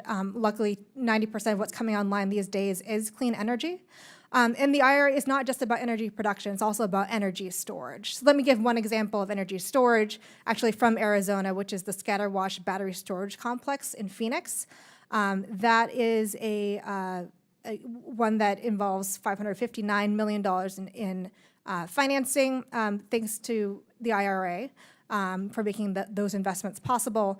And it will be able to store enough electricity to power 50,000 Arizona homes during peak summer conditions for 20 years. Thank you. I yield back to our ranking member. Thank you. Really quick, earlier, Dr. McBride, one of the chairs asked you to confirm an updated CBO score for the Inflation Reduction Act. You mentioned that there isn't one. We also don't have a final CBO score for this big, beautiful bill act that they want to vote on, which will be the largest transfer of wealth from working class Americans to the wealthy in this country's history. Does the Tax Foundation believe that we should even have a vote on a big bill like this when we don't have a final CBO score? Well, we do our own scoring, and we use essentially a lot of the same methodologies that CBO and JCT does to estimate the tax side in particular, but we as well do a deficit impact, debt impact, accounting for the spending. We have not yet done that in total. This is a very big bill. That's in the title. That is very accurate. There's a lot in there. Do you think we should vote on it before we know the impact to our nation's national debt? You can answer this, but the gentleman's time has expired. Thank you. Or yes or no? He said he could answer it. I believe that is up to you. That is your that's your job to decide that. Okay, all right, thank you. I I asked you recognize the gentleman, okay. Over you, see real quick. As unanimous consent to enter into the record the Tax Foundation's House GOP tax plan preliminary details and analysis, which state that the big, beautiful tax bill will result in wages shrinking. Without exception, without objection. I now recognize the gentleman from Louisiana, Mr. Higgins. Well, sure, Mr. Chairman, it's okay to move forward here. All right, thank you. Mr. Chairman, I'd strongly oppose the so-called Inflation Reduction Act. When Democrats were in majority in 2022, they jammed this bill through Congress. Conservatives very clearly stated at the time that the bill would increase deficit spending and have very negative impact on inflation. It would impose new and oppressive mandates, and we would end up investing money that we don't have, all deficit spending, 100% of it deficit spending, investing hundreds of billions of dollars into fanciful ideas of energy production that would, ultimately fail. And that's exactly what has happened. So I'd repeal the entire thing if I could, every word of it. That's not where we are with our bill, because with the current bill under consideration has been referenced here, because in the spirit of compromise, we haven't been able to get to 100% repeal. The arrogance and disconnect from some of my colleagues across the aisle is really stunning. Mr. Chairman, every American family imagines the wondrous things we could do if we had unlimited money. Great things, no doubt, if you had unlimited money. In this town, in D.C., the federal government sells treasury bonds to finance deficit spending. America, especially the youngers out there, listen to you, Uncle Clay. We don't have the money. Your nation, this generation right now, this Congress and Congresses past in modern history, is spending money we don't have at a rate that's going to collapse your country upon your head. We have $37 trillion in debt. That's $37,000 billion. This body is a long way from balancing the budget. But if we were to balance the budget and run a $1 billion surplus, and $1 billion is 1,000 million, if we were to run a $1 billion surplus, it would require 37,000 years to address a $37 trillion debt. My colleagues across the aisle are just unbelievably supportive of spending more and more and more money that we don't have. And our country is careening towards bankruptcy. We face insolvency right now. And we must take courageous corrective action regarding the incredibly misguided and ill-advised IRA. Mr. Lieberman, as compared to affordable and abundant energy, how has the IRA subsidies impacted investment in so-called sustainable energy? Have we stacked the deck? Have we put our thumb on the scale, sir? Oh, definitely. There's a lot of projects underway only because of the generous subsidies. Only because, not market-driven, not because of the energy that they will provide, not because it's affordable and abundant and transportable and works well with our grid, but because this town, this federal government has put our thumb on the scale. Am I correct? That's correct. I'd also add there's a energy success story that didn't require any type of tax credits, and that's the fracking. So let's success shift story. to that. Yeah. Let's shift to that. I'm going to ask Dr. McBride, because my Democrat colleagues, they act like there were no refineries and no plants were ever built before 2022. It's insane. I don't know how we powered the entire 20th century in the first quarter of this century, but we did. We managed to do that without IRA subsidies, spending money that we don't have. But is it safe to say that private investments in alternative energy will continue with or without taxpayer subsidies, sir? Yes, absolutely. That is certainly the case. You look at EVs. We know EVs have been around for many, many years. My household, we actually own a hybrid, purchased like 15 years ago or something. So these technologies, the batteries that go into That's going to grow. This actually goes back decades. The development of the battery technology that we're enjoying now goes back decades. This stuff was happening with subsidies to some degree, but also due to private market forces long before the IRA. I concur. Thank you, ladies and gentlemen, for appearing today. Mr. Chairman, my time has expired. I yield. Thank you. I now ask unanimous consent to enter the following documents into the record.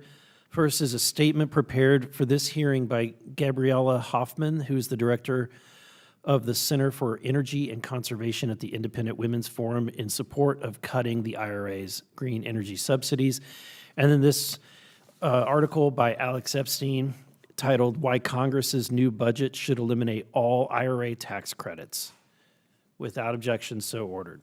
And with that, I recognize Mr. Min from California. Before I begin, and thank you, Mr. Chair, before I begin my remarks, I would ask unanimous consent to include in the record a report from the Joint Economic Committee's minority staff titled "Recent Clean Energy Programs Lower Costs for Family and Are Vital to U.S. Manufacturing Jobs and Energy Security." Without objection. And if I could have my clock reset, since I haven't started yet. All right. As a member, first I just want to appreciate my colleagues from Louisiana's point about the national debt and our deficit.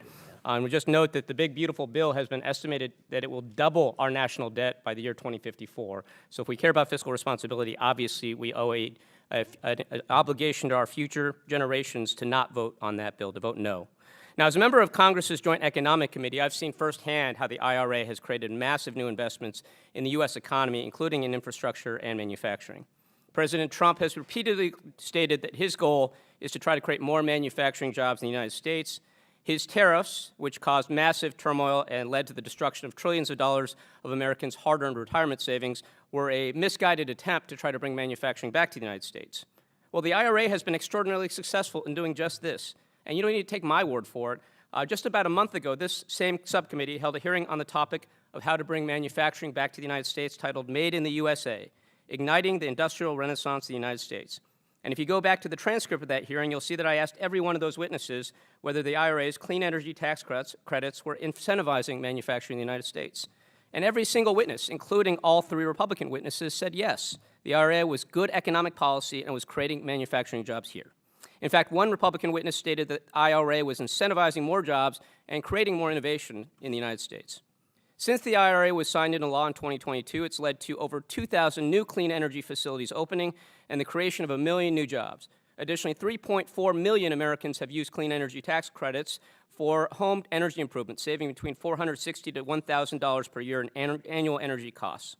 Looking forward, the IRA's energy tax credits are expected to generate over $1.9 trillion in economic growth over the next decade, resulting in 13.7 million manufacturing jobs that will boost employment across the energy sector as a whole. At the same time, we're seeing massive costs that are accruing to our economy from climate change, which is expected to cost an estimated $38 trillion each year by 2049. Transitioning to clean energy isn't just a massive jobs creator, it's also something that will help us avoid massive negative costs to our economy. It's also worth noting that clean energy is seen by countries around the world as the future of economic growth, which is why China is investing so heavily in subsidies for clean energy technologies, 10 times as much as the United States, according to some estimates. Now, Dr. Gee, in terms of jobs and economic growth, do you see more growth potential in clean energy in the future, or do you see more growth potential in fossil fuels? Absolutely, there's a lot of untapped potential in clean energy. In fact, to date, about $800 billion in private investments have been announced for clean energy. A lot of manufacturing. Yes, this spurred by the Inflation Reduction Act, and that's 300,000 jobs created to date and another 600,000 in the pipeline, although those are in jeopardy if the provisions of the IRA are repealed. Now, I recently went on a congressional delegation to Korea, talked to a number of companies that had invested heavily in the United States in manufacturing. Hyundai, LG, solar panels, electric cars, all manufactured right here in the United States. Many billions of dollars, thousands of jobs.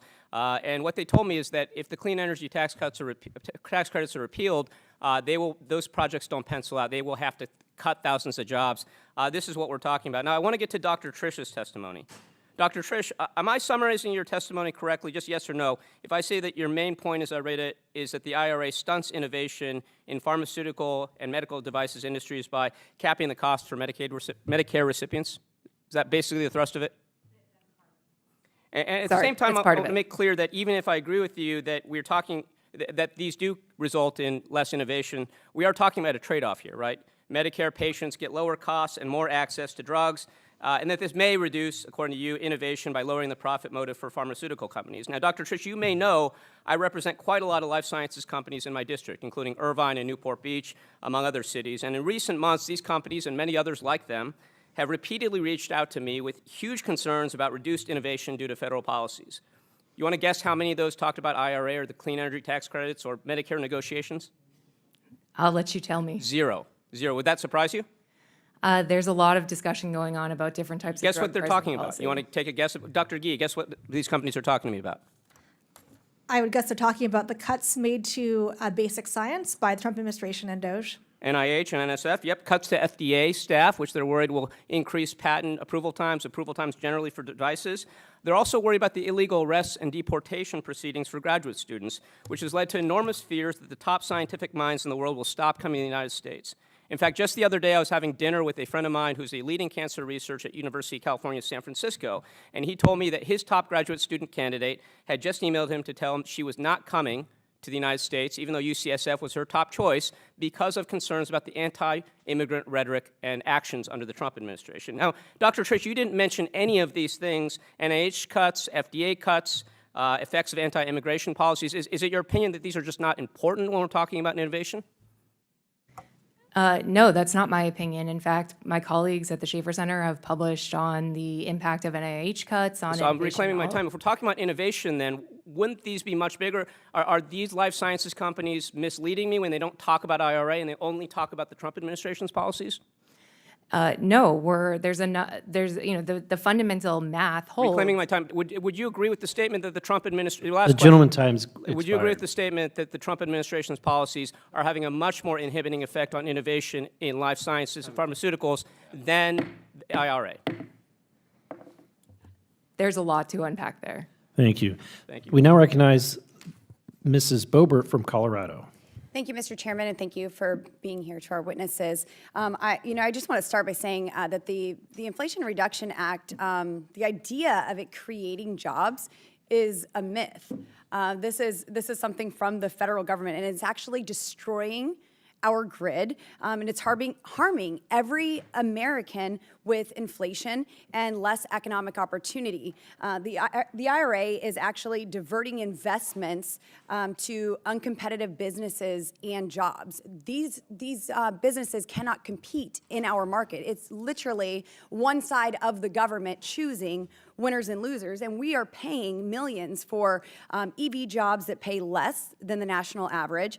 The IRA disproportionately benefits China by increasing the demand for Chinese companies, and they really dominate the solar and wind supply chains and directly subsidize Chinese-owned solar and wind projects operating in the U.S. So I just wanted to clear that up. It was never about reducing inflation. The American people were lied to.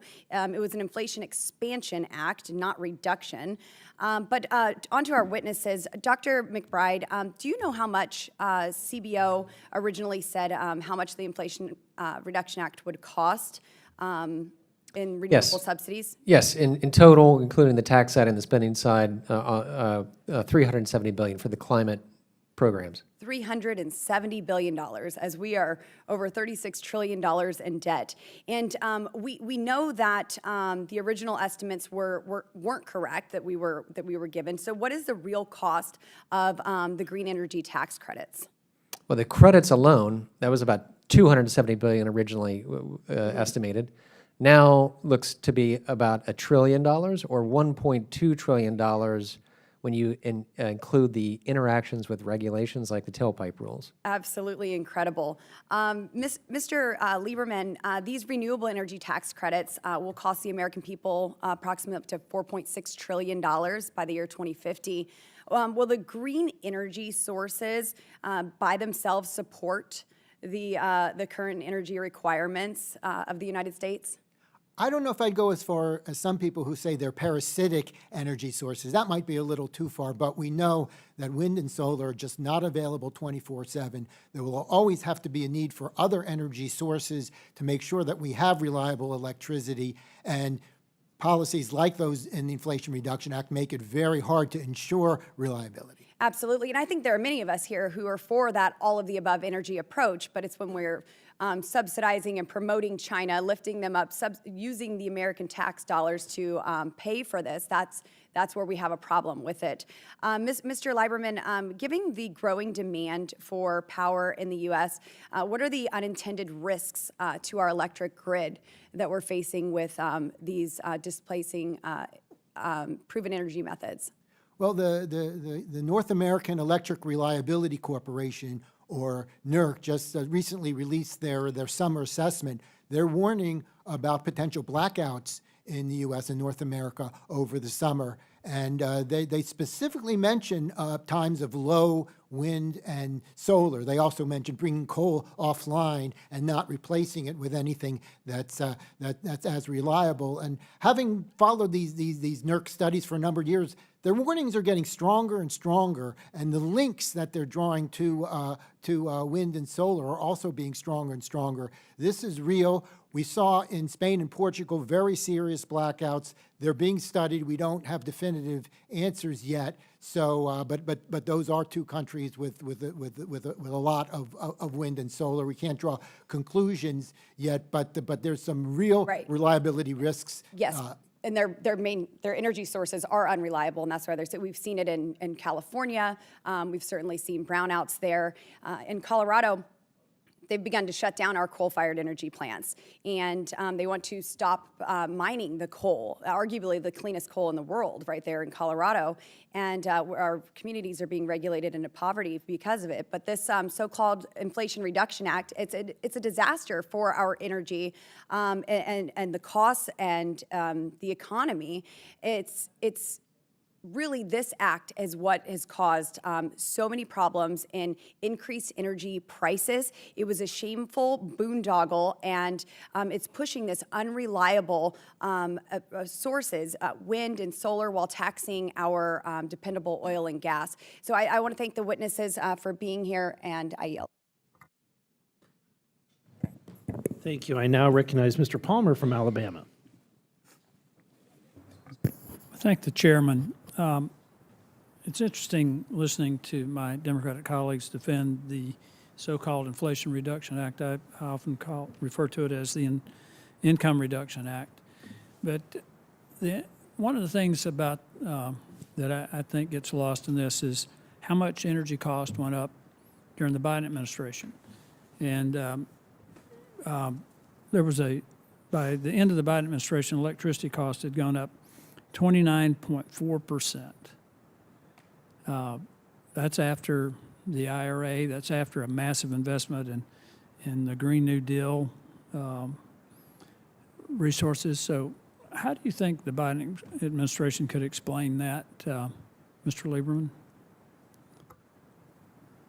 Energy fluctuates, but things are made worse by bad policies and made better by good policies. And this was an administration that prioritized the climate change agenda over the affordable energy agenda. There's no question about that, and the Inflation Reduction Act is part of that. In the first 3 years, residential electricity prices went up 23%, industrial electricity prices went up 19%, home heating oil prices increased 69%, oil prices increased 52%, natural gas prices 32%, gas at the pump. Just in terms of how does that impact the household, for those using home heating oil, it was $3,000 a year.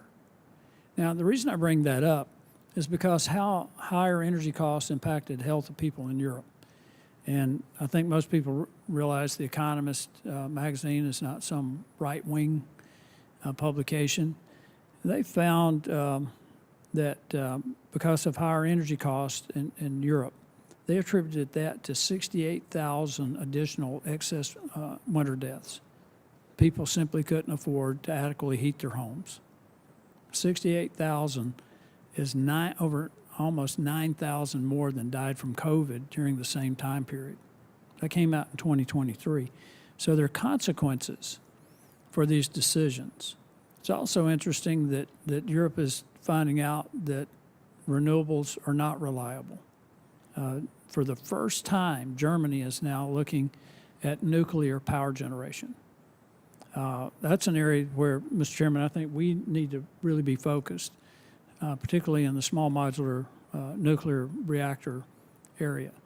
So what I would ask you, Mr. Lieberman, is given that we know that renewables are not reliable, they do not produce a consistent base load, and the need to have a consistent base load, and considering that we're in an arms race for artificial intelligence with China, shouldn't we be looking at rather than investing in more renewables, investing in nuclear or maybe more hydrocarbon power generation so that we will have the ability to power the data centers that we're going to need to compete in AI?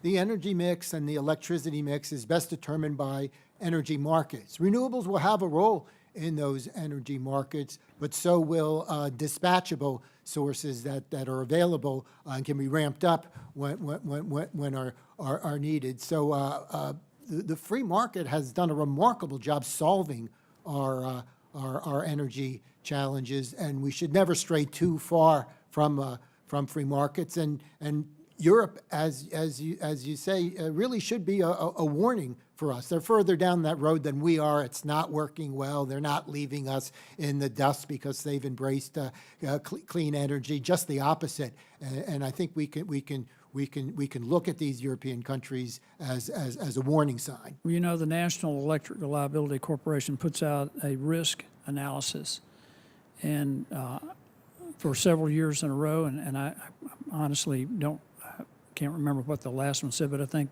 think it's consistent. The number one risk to our power grid is not a cyber attack, it's not an EMP attack, it's changing the resource mix. To put that in layman terms, as we have shut down hydrocarbon facilities and tried to replace those with renewables, we have not met the power demand. We have not been able to fill that gap. And it's put us, I think, not only in an economic security, created an economic security problem, but potentially a national security problem for us. Mr. Chairman, I yield back. Thank you, Mr. Palmer. Mr. Chair, I ask unanimous consent to introduce this article in Politico from just a couple days ago. Senate Republicans, House GOP's energy tax credit cuts won't work, where a number of Senate Republicans are quoted. Without objection. Without objection. Thank you. Thank you. Now recognize Mr. Perry. Thank you, Mr. Chairman. Dr. McBride, just listening to some of my colleagues, I'm just going to give you a vignette here. Well, we'll start with this. How much did the CBO, if you know, score the IRA at regarding the subsidies that would be given to these so-called renewable energy sources? Do you recall? In total, $370 billion, $270 billion of that was from tax credits. Right. And do you remember what the outside organizations other than the CBO scored it at shortly thereafter? Closer to $1 trillion. There was a range of estimates. They talked about the uncertainty, but I think it was over $1 trillion, 1.2 trillion or something like that. So let's just say if the federal government decided to give tax credits for manufacturing dog crap, do you think that there would be an interest in companies to manufacture dog crap for the tax credits, especially if it equated to $1 trillion? Yes, sir. Well, of course they would, right? And we could all sit up here and say, manufacturing is growing. There are all these manufacturing jobs associated with this new bill and the tax credits and these subsidies to manufacture dog crap. Well, quite honestly, Dr. McBride, I don't see what we've done here as very much different, because I think this is dog crap. Well, this is garbage. It is distorting the market. It is destroying the energy grid. It is, well, this is my opinion. In your opinion, are these subsidies encouraging the construction, manufacturing, placement of inefficient, unreliable energy sources at the peril of reliable baseload energy sources? In general, I'm not an energy expert, but that's what I understand. In general, there's a problem here of the general problem is subsidies for particular technologies. Now, some of these credits do try to go to a more neutral approach, which is good, but the most neutral approach is going to be to remove the subsidies entirely, and let the allow the market to sort out what is the future. This is an area where there's a lot of uncertainty about the future. The technologies are evolving every day. The companies are coming online are changing every day. Trying to get into that space and specify this or that technology, as these credits do, is a proven way to waste a lot of resources, actually. Mr. Lieberman, do you have a comment on my question? I think you hit on something, that so many of these subsidized alternative energy jobs are just pushing aside unsubsidized conventional energy jobs. One example that I recently learned about, there were 2 refineries in California. They used to refine oil into gasoline and diesel fuel. They shut down, and they were rebuilt making renewable diesel and sustainable aviation fuels. And that's happening across the country. Not surprising, renewable diesel and sustainable aviation fuels currently get tax credits of $1 per gallon on up, and conventional gasoline and diesel gets nothing. Now, you could visit those 2 facilities and say, look at the new jobs, look at the new activity, but nothing really new. They used to make gasoline. Now they make these. And incidentally, the alternatives are more expensive even with the subsidies. Right, they're more expensive, they're less efficient. I mean, if you live in California, in the 80s, you didn't think about brownouts or blackouts at all. But if you live in California today, where they do all this subsidization and have all this green energy, or actually don't have it, it's a way of life, and it's going to come across the country. And it's because of these subsidies that are not only inefficient and ineffective, but they're also bankrupting the country, right? I mean, these subsidies, my friends over here say, on the other side of the aisle, say the one big, beautiful bill is going to, increase the debt and the deficit. And I'm not necessarily in disagreement with them, because, and that's why I have some concerns about voting for the bill. But they fail to recognize or acknowledge that they blew a huge hole in the budget with these tax credits and subsidies for nothing. We're actually charging have electricity bills gone up or gone down on average since the enactment of the IRA? Mr. Lieberman. According to the U.S. Energy Information Administration, electric bills have been going up faster than the rate of inflation since 2022. I wonder why that is. The Inflation Reduction Act is dog crap, and it should be repealed entirely. I yield. Thank you. And thank you to our witnesses. I think this has been a very enlightening and educational hearing, and really appreciate your service to our country. And without objection, all members will have 5 legislative days within which to submit materials and to submit additional written questions for the witnesses, which will be forwarded to the witnesses for their response. If there are no further business, without objection, the subcommittee stands adjourned.